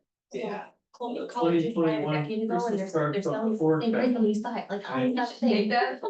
Hanging on. I sure you actually showed me the video, I'm like, oh my gosh, are they selling our house? They Was it updated, sure like, 2021? oh my gosh, that's. Oh. East Grand Forks. Yeah. I thought this. Like, we bought a house years ago, Huh? that was yours, that house looks, that's why I was like, wow, our old house got that beautiful pictures, marble counter, and tile in the back, flash. And Diana. We had Tom. baseline, like, basic Contractor fixture, exactly, no backsplash. Yeah, because. Just the laminate, like I was- basics, looked like a fake mark, you know what I mean? No, it's fine. We paid for one, we paid at our own pocket, like updating, You upgrading. think they were of taking a home and treasure? Give an extra $300, Right. Pick them up your pictures. There, yeah, that's it. Yeah, Oh, my- carpet, Love a cold. and the sales bed, it was $270, Yeah. like. It's unreal. Yeah. Now, taxes in Minnesota. We're going to see. Yeah, so there's, on the other hand, I get, yeah, but still, like, they're, like, You know, each month. Our withholding tax is much higher. June, July, Yeah. and August, I mean, some maybe purchasing the we're- guy. Different. people come in and do. Coming up, bringing over there. And see what kind of culture they're adding to the, Oh, we did it last year for 2 or 3 of them did. like the Pretty good threshold was individual lower farmers. to pay net property taxes. What is- All what am I three. looking for? Okay. Put on by. Come to me, come to me at 2 AM. Oh, you should go to Detroit Lake and look at the trolls. We are. I know, would be Look so at the what? cool, the trolls they have, the hidden trolls, you have Yeah. to search for them. They're- Carved trolls. They're, so With they're recycled only wood. 30 minutes from that, at our lake house. Oh, And that's on really? our list of things to do this summer when it's raining. Yeah. It's so cool. Yeah, We have and some it's- family members that have gone and sent And us I should pictures. take my scooter on one. Oh, it's so cool. Here, I'll show you a picture. I'll pull it up. I don't think it worked very well. They're little, somebody we need our children. No, I Anybody think. going to Medora this year? Huge statues Oh, that's that it. they've got. Been there, done that. And yeah. Wow. The, Yeah, Florida music is changing this year. And on my computer. Oh, you do? And Very the great. sports are not. Oh, my gosh. Oh, is that right? Yeah. Oh, wow. So our Foundation. just- friends of, or family members of ours, they went and saw those and then their kids That's did, what it is, they were trying to Oh, post the they're same facial- pictures, but I So clean too. the trolls. So look at the trolls, you could go and buy, and I don't think you Well, you can can go all. find it, all right? They have them hiding there in the The woods. So there's probably more than that. Oh, yeah. There, yeah. These are Who the heck makes these? a guy from, where is he from? Sweden? Wow, He's made them all over the world. unbelievable. I know. So it's like a So I treasure go hunt, you go through and you find them.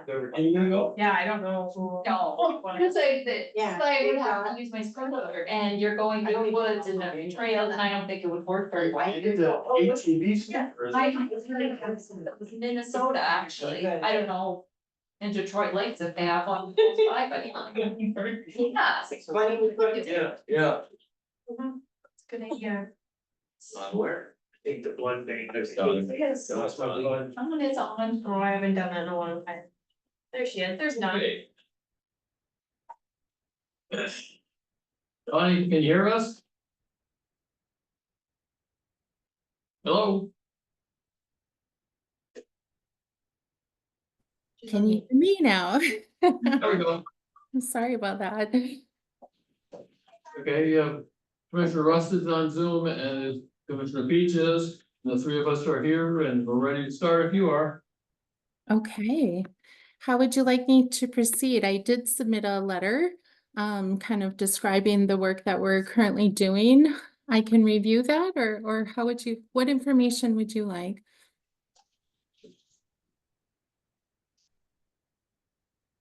What question? How she wants us to proceed with presenting. Yeah, okay. Would you like me to just walk through the request?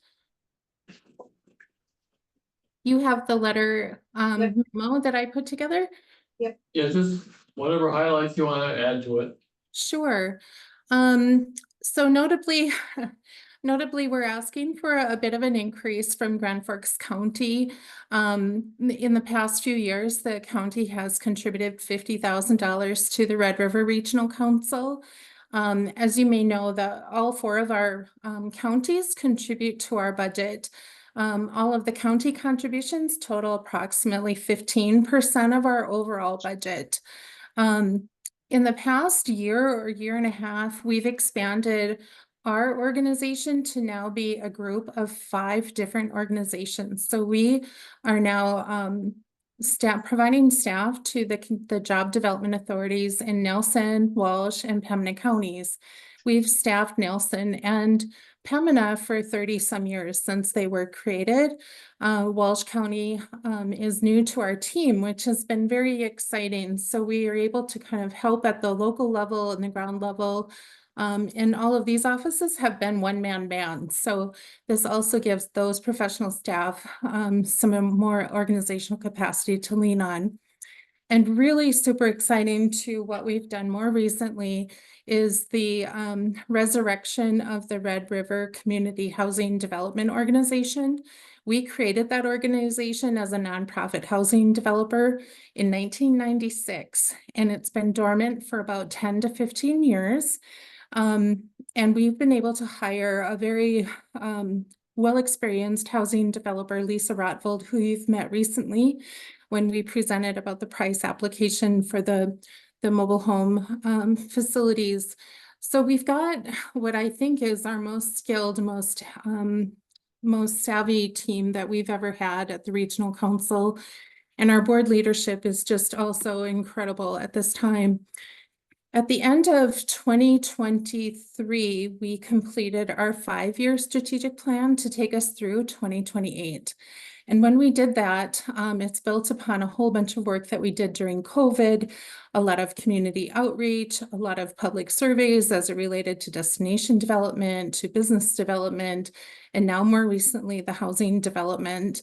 Our region is really poised to grow in such meaningful ways.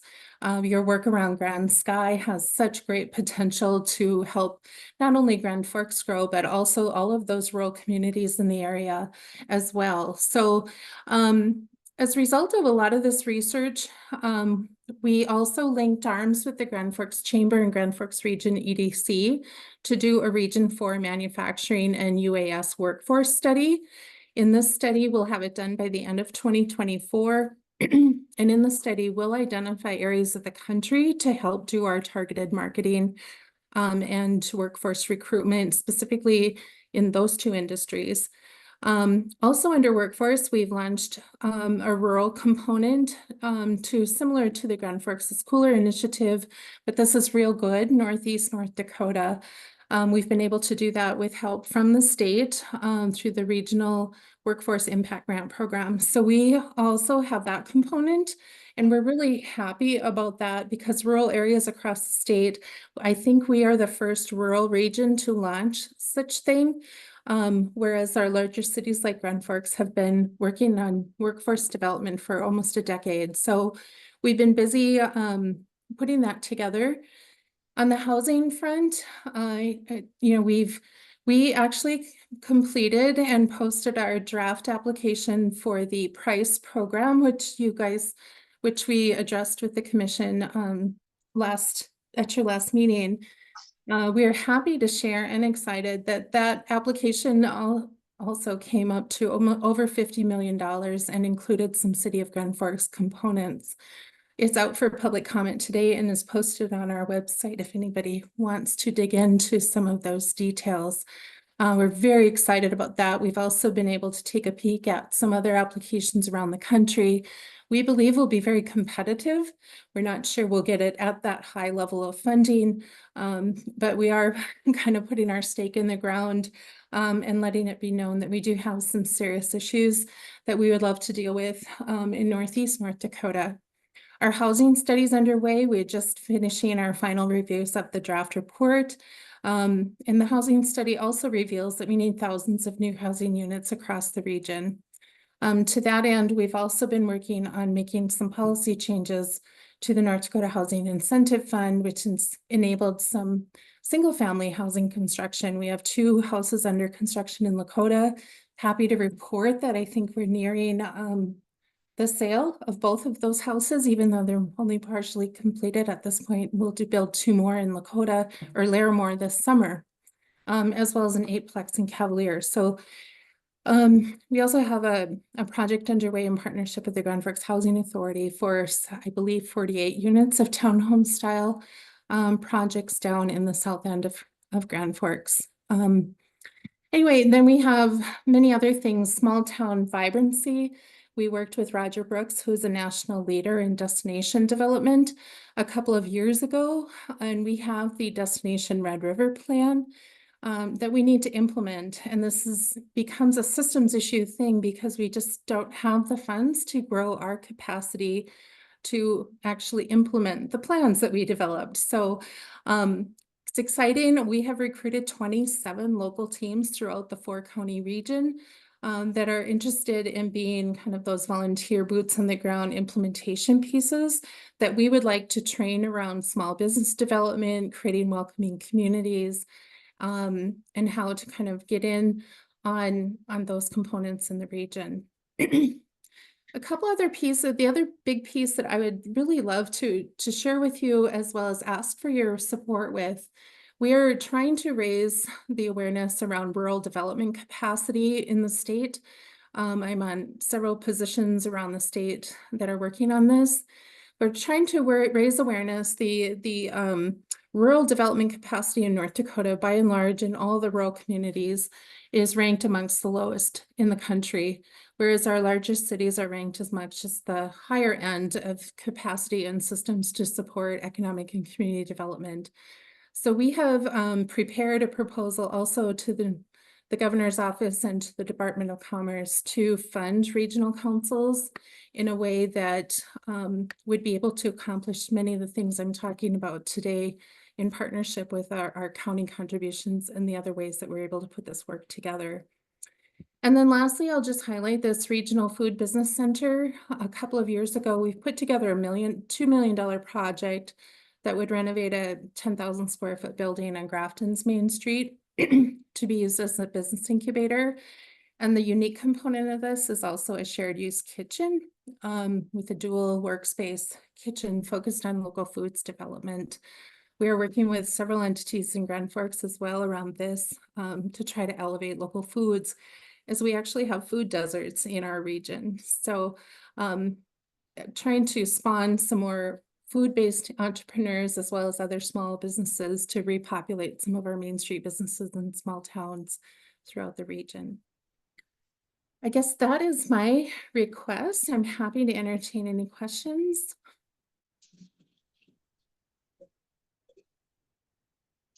Mr. Hagan, Mr. Ross, any questions? No. No questions right now. So. Mr. Rusted, Mr. Peach? I have no questions. Thank you so much. Thank you. Thank you. And Commissioner Hagan serves on the board. We have commissioners from each of our 4 counties, as well as representatives from cities in each of the 4 counties, and we appreciate her active engagement on the board as well on behalf of the Grand Forks County Commission. Okay. If that's all you have for today, we'll take a look at it and see what we can do. All right. Thank you so much. Have a good day. Bye. Bye now. Bye. If it's the pain space. Or I have it.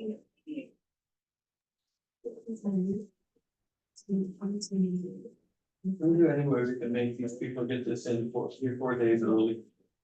I'd Well, love to be able to read these right before. so, 2 days. so, you know, we can get it to you right when we get it if you'd like, but, and I think it's just informational now, and then now you can take it home and read it and decide what you wanna do. When I do that, that's when I think of the questions I would. Well, sure, yeah, I guess once we set up a meeting, I scan it in, once we set up the meetings, I can scan it in. Okay, I mean, Barbara's out the that'd line. be helpful to me. I don't know if Yeah, everybody sure. cares about it, but sure, the, yeah, in what I, Armand. for a living, I always want stuff ahead of time so I can prepare and. Yeah. And ask a sensible question. Yeah. Sometimes I still don't ask a sensible question. Hello. Hello.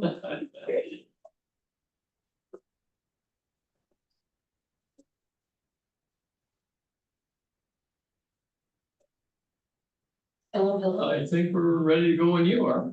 You're a little early, but that's fine. All right, well, thank you so much to each of you for the work that you do, first of all, and thank you for letting me come in today. When I got asked to share just a little bit about the work that we do, I would just wanna reflect back, I could be here, I could keep you till 6 o'clock tonight or 9 o'clock tonight, and I'm not gonna do that.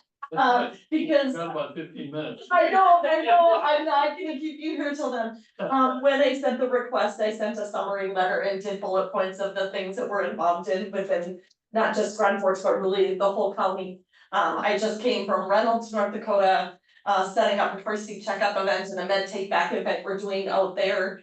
Coming up in August, a heat stroke event out there.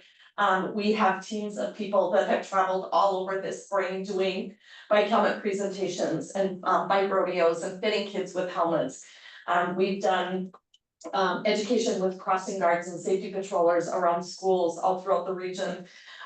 In 2 weeks, we're gonna be out in Northwood doing a splash into safety, a water safety course at the pool for the kids in that community. We have had 7 phone calls already within the last week and a half from people within the county. I have people helping people in East Grand Forks at a car seat checkup event right now with a family that's due to have a baby next week. They have no supplies, they have no car seats, they have no training, they have no vehicle. So we are, the county calls and we find a way to help them, and those calls continue to come in. They're getting more and more frequent. They're tough, but we know that we have the expertise, we have the connections. I always say, we're not gonna pay for something that there are connections or other resources or things out there. I'm very fiscally conservative in that way. But there are needs, and we have the network capabilities to connect people with some of those needs. I spent 45 minutes on a call 2 weeks ago with a client from the county that was referred to us for a simple car seat, and it became referring her to CVSC for domestic violence issues in her relationship, and it became hooking her up with cribs. She had fled a situation. Didn't have cribs, didn't have diapers, didn't know what to do, didn't know where to go.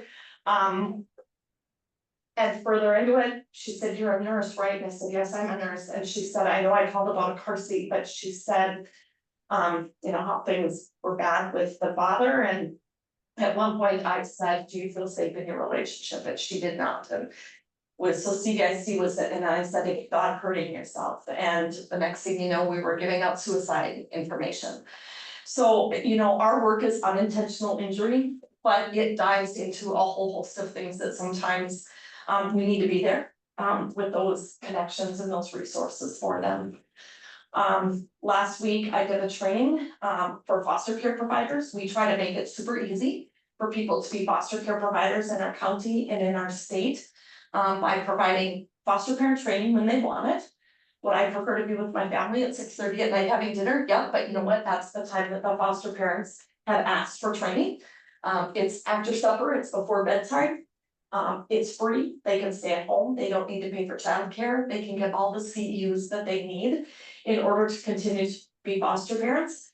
And so they want it at 6:30, and so we provide it every single month, and that number has grown from just, we used to do it just in Grand Forks, then we did the county, and it's now all across the state. We have about 120 foster parents on the call in any given month. The majority of them are from Grand Forks County, but we do have a lot of people from across the state. So that foster parent training is another piece that we have certainly picked up. I guess I want to leave time for questions of things that you may have. I will tell you that you know, through the work that we do, it's evidence-based. It's not things that we think are gonna make a difference or we think are going to work. It's things that we know are going to work or know that those interventions are gonna be helpful. And so we continue to do a lot with training.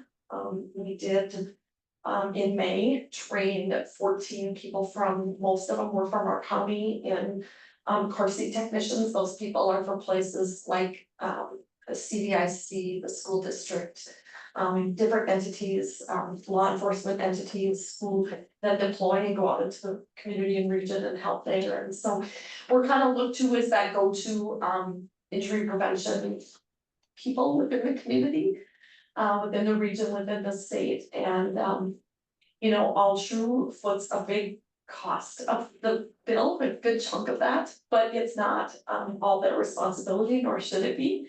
And so we are really appreciative when we have people like the state or the county or the city who step up and say, yeah, we recognize the work that you're doing and appreciate that.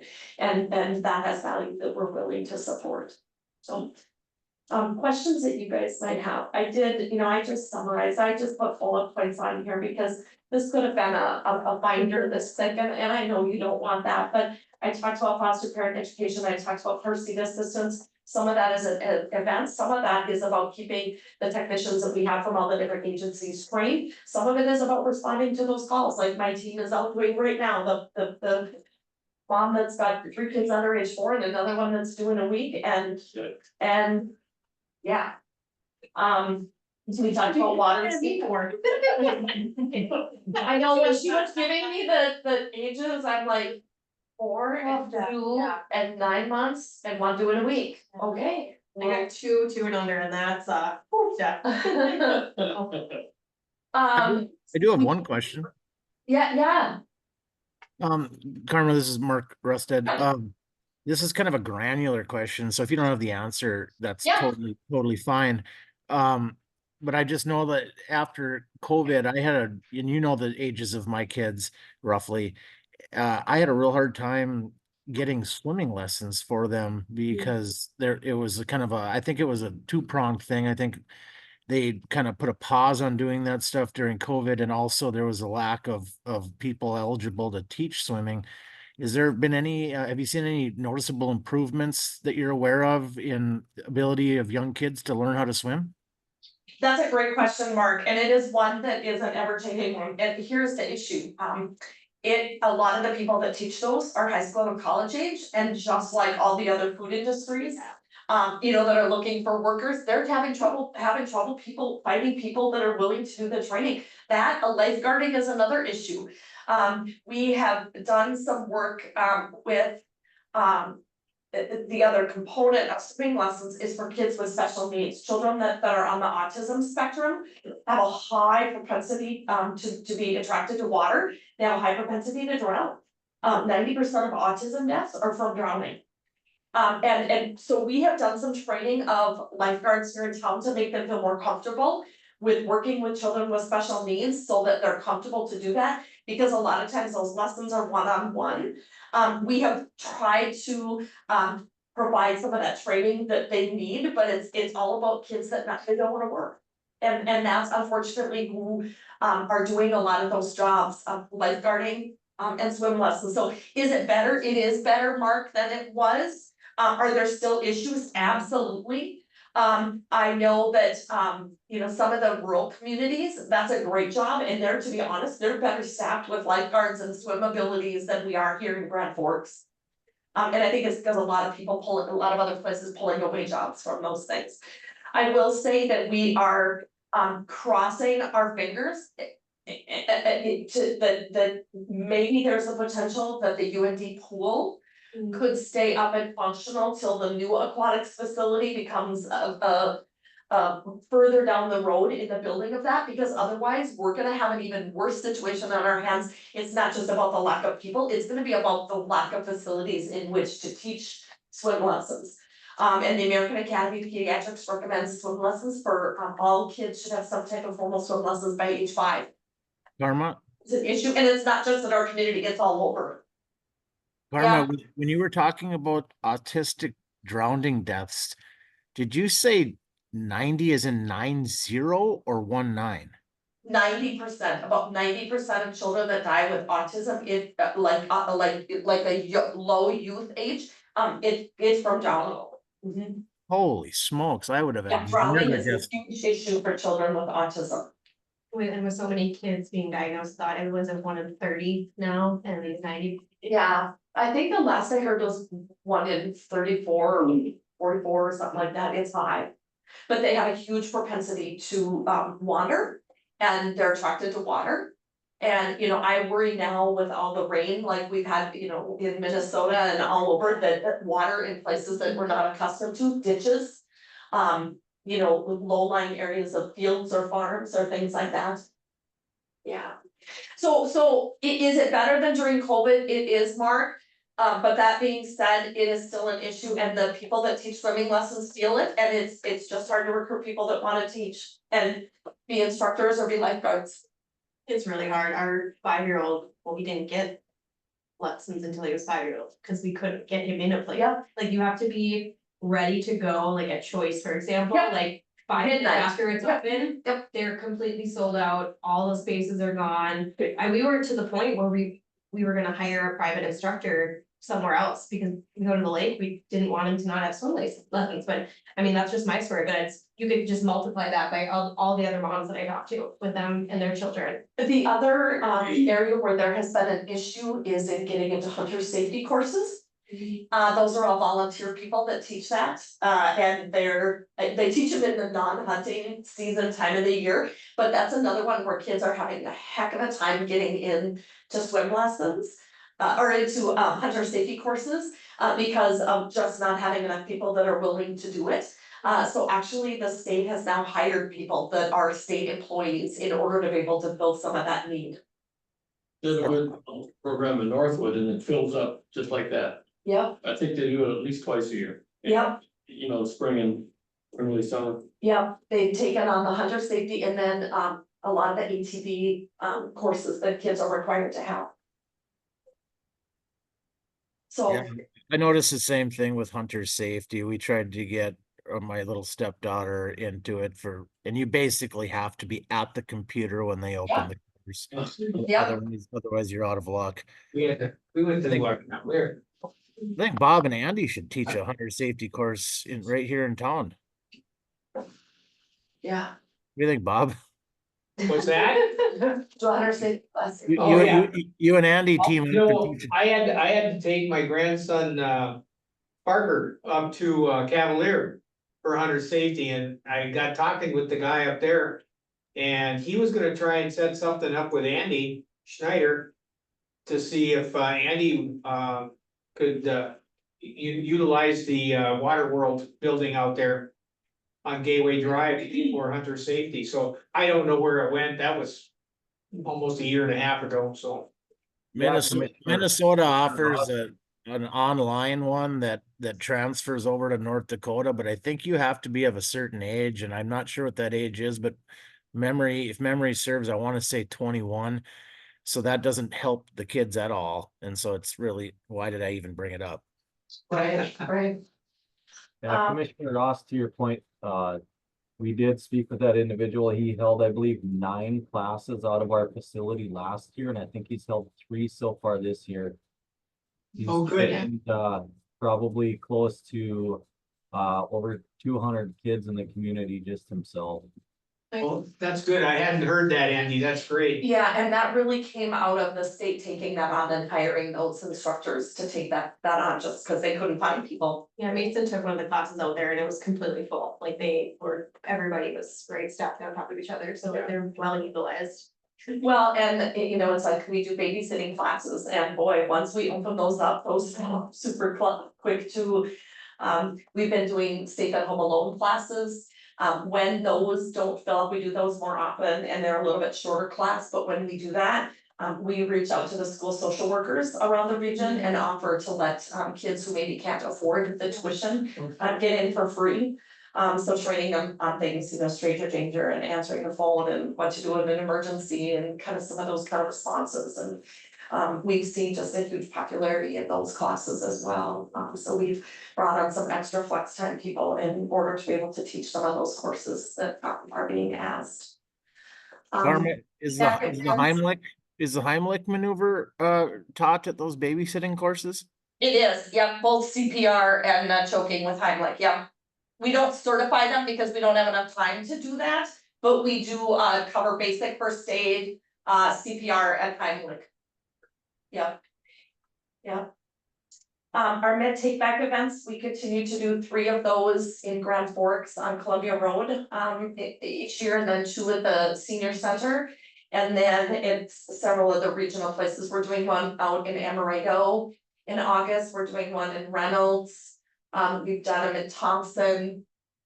Those continue to be very popular. And while there are permanent drop boxes in about 90 locations around the state, we do those drive up drop off ones as a way to make people aware that medications are the leading cause of poisoning in kids, and to get them out of your home and to let them know where those permanent drop sites are. So, you know, when we go to Amarillo, we'll take their meds, but we're also gonna direct them where's the closest place that they can get to drop those off. At our last event, we had 151 pounds of meds that we took at that event alone. Yeah, those are very, very popular. Bike safety, one of my colleagues just left with the van. As soon as it drove back from the car seat event, they took off and they're out doing a bike rodeo tonight in a community. We've gotten a lot of calls, but this is a big one from the county, of home safety devices. Where they're in the homes and realize they don't have a fire detector, a carbon monoxide detector, baby gates, cabinet locks, that kind of thing. So we do a lot of consultation of providing those supplies to them free of charge. We talked about a lot of the training, we talked about a lot of the pedestrian safety work throughout the community, and you know, with the new school coming on board and back to school stuff. And then community education. I'm on my way to do a radio interview on 4th of July fireworks safety at 4:30 today. So just a lot of education, community event wise, social media, our webpage, and then through radio and stuff like that. So other questions that you guys have? We know you're busy. We are busy. Great stuff. We are busy. And you know, I think what is effective about the work that we do is we don't come and say, pay for all of it. We say, pay for us to help to coordinate the people, and then we bring in partners. I'm not gonna profess to go out to Northwood in a couple weeks and know the whole community and we're gonna come in and help, but their community knows the Gleaner will advertise it. They're providing lifeguards at the pool, and the store and places are advertising it. And so we work with our local people who say, hey, we care about kids and we're willing to help. But it does take some people that can coordinate and connect resources and link them together. And then stay current, you know, what are the standards, what are the new things that are out there that we need to be talking to people about. This last year? A lot of conversation about water beads, becoming a very dangerous thing. You know, button batteries, TV tip overs, like we provide that education to the people that are out in those communities so that they can turn around and help their communities. So we just help to facilitate that, but it does take time on our part to do that. Those button batteries give me nightmares. Like I just afraid that something's gonna break off a toy and they're gonna be out and my 2-year-old doesn't, because everything is now. Yeah. Oh, But even more dangerous, if it's a children's product that has a button battery in it and it's designated as a children's product. By law, they have to have a screw cover on the back, but there are lots of things that children have access to. That are not required by law to have the screw cover on, that they're in your bathroom scales, your key remotes, your garage door openers, your digital thermometers. Your keyless entries, singing greeting cards, I mean. It's a lot of things that they're in, but those things don't qualify as children's products, but yet they have access to them. I appreciate the work that Save Kids does in our community. I think it's extremely valuable and I appreciate it. So I'm sorry, Mark, Chairman Mangan talking at Oh, the same time. all I was trying to do is give some kudos. I just appreciate the work that you guys do in our community and I think it's very valuable. And the problem with it is it's not quantifiable. So if you've saved, 10 lives, you'll never know. Right. But it's, so I very much appreciate what's happening with you guys and what you're doing. You're right, thank you, Mark, I appreciate that, and it really is a kudos to the whole team that I work with, but you're right, it is hard to know that. Although I will tell you, we're oftentimes called to the ER after a car crash or something like that. Where the doc will call us, or the paramedic or the nurse will call us to come and get a seat for them to go home in because they couldn't use the seat from the crash. And the physician will say, this kid would have been dead without it, or his injuries were minor without it, so we'll sometimes hear about those. Or you get called to replace a bike helmet on a kid that came into the ER, that they're like, I'm discharging this kid that otherwise probably would have been having surgery, had we not been there. But we're not privy to all of it, and so it is a hard thing. We can measure, do people's education or knowledge base go up after they take a class? Absolutely. Our water safety, when we do our Kids Don't Float every spring and train 700 kids, their pre-test scores are in the 40s. They come back and the average is about 86. I don't remember how many years ago, 7 years ago, we saved 3 kids who, by kids coming to that class. How do you put a price on that, right? So yeah, it is hard to quantify. We try to do some of that. But it is hard. And I, just to reiterate something, I mean, Karma's been really good, with Save Kids and helping to get this crossing guard program going. When you look at, let's just say Kelly, I'm going on my 21st year there now, this year, and that was the only school that had it. And after Karma got going, it started spreading to all the schools, and to the point where they've got paras doing it in a lot of the schools. And I've had kids, 5th graders helping me. And of course, the superintendent of schools will only allow the kids to be out on the street with me when I'm there. But it's just been so great. I mean. Bob, are you sure it isn't the other way around, that you're only allowed on the street with the kids there? Ouch. But it's,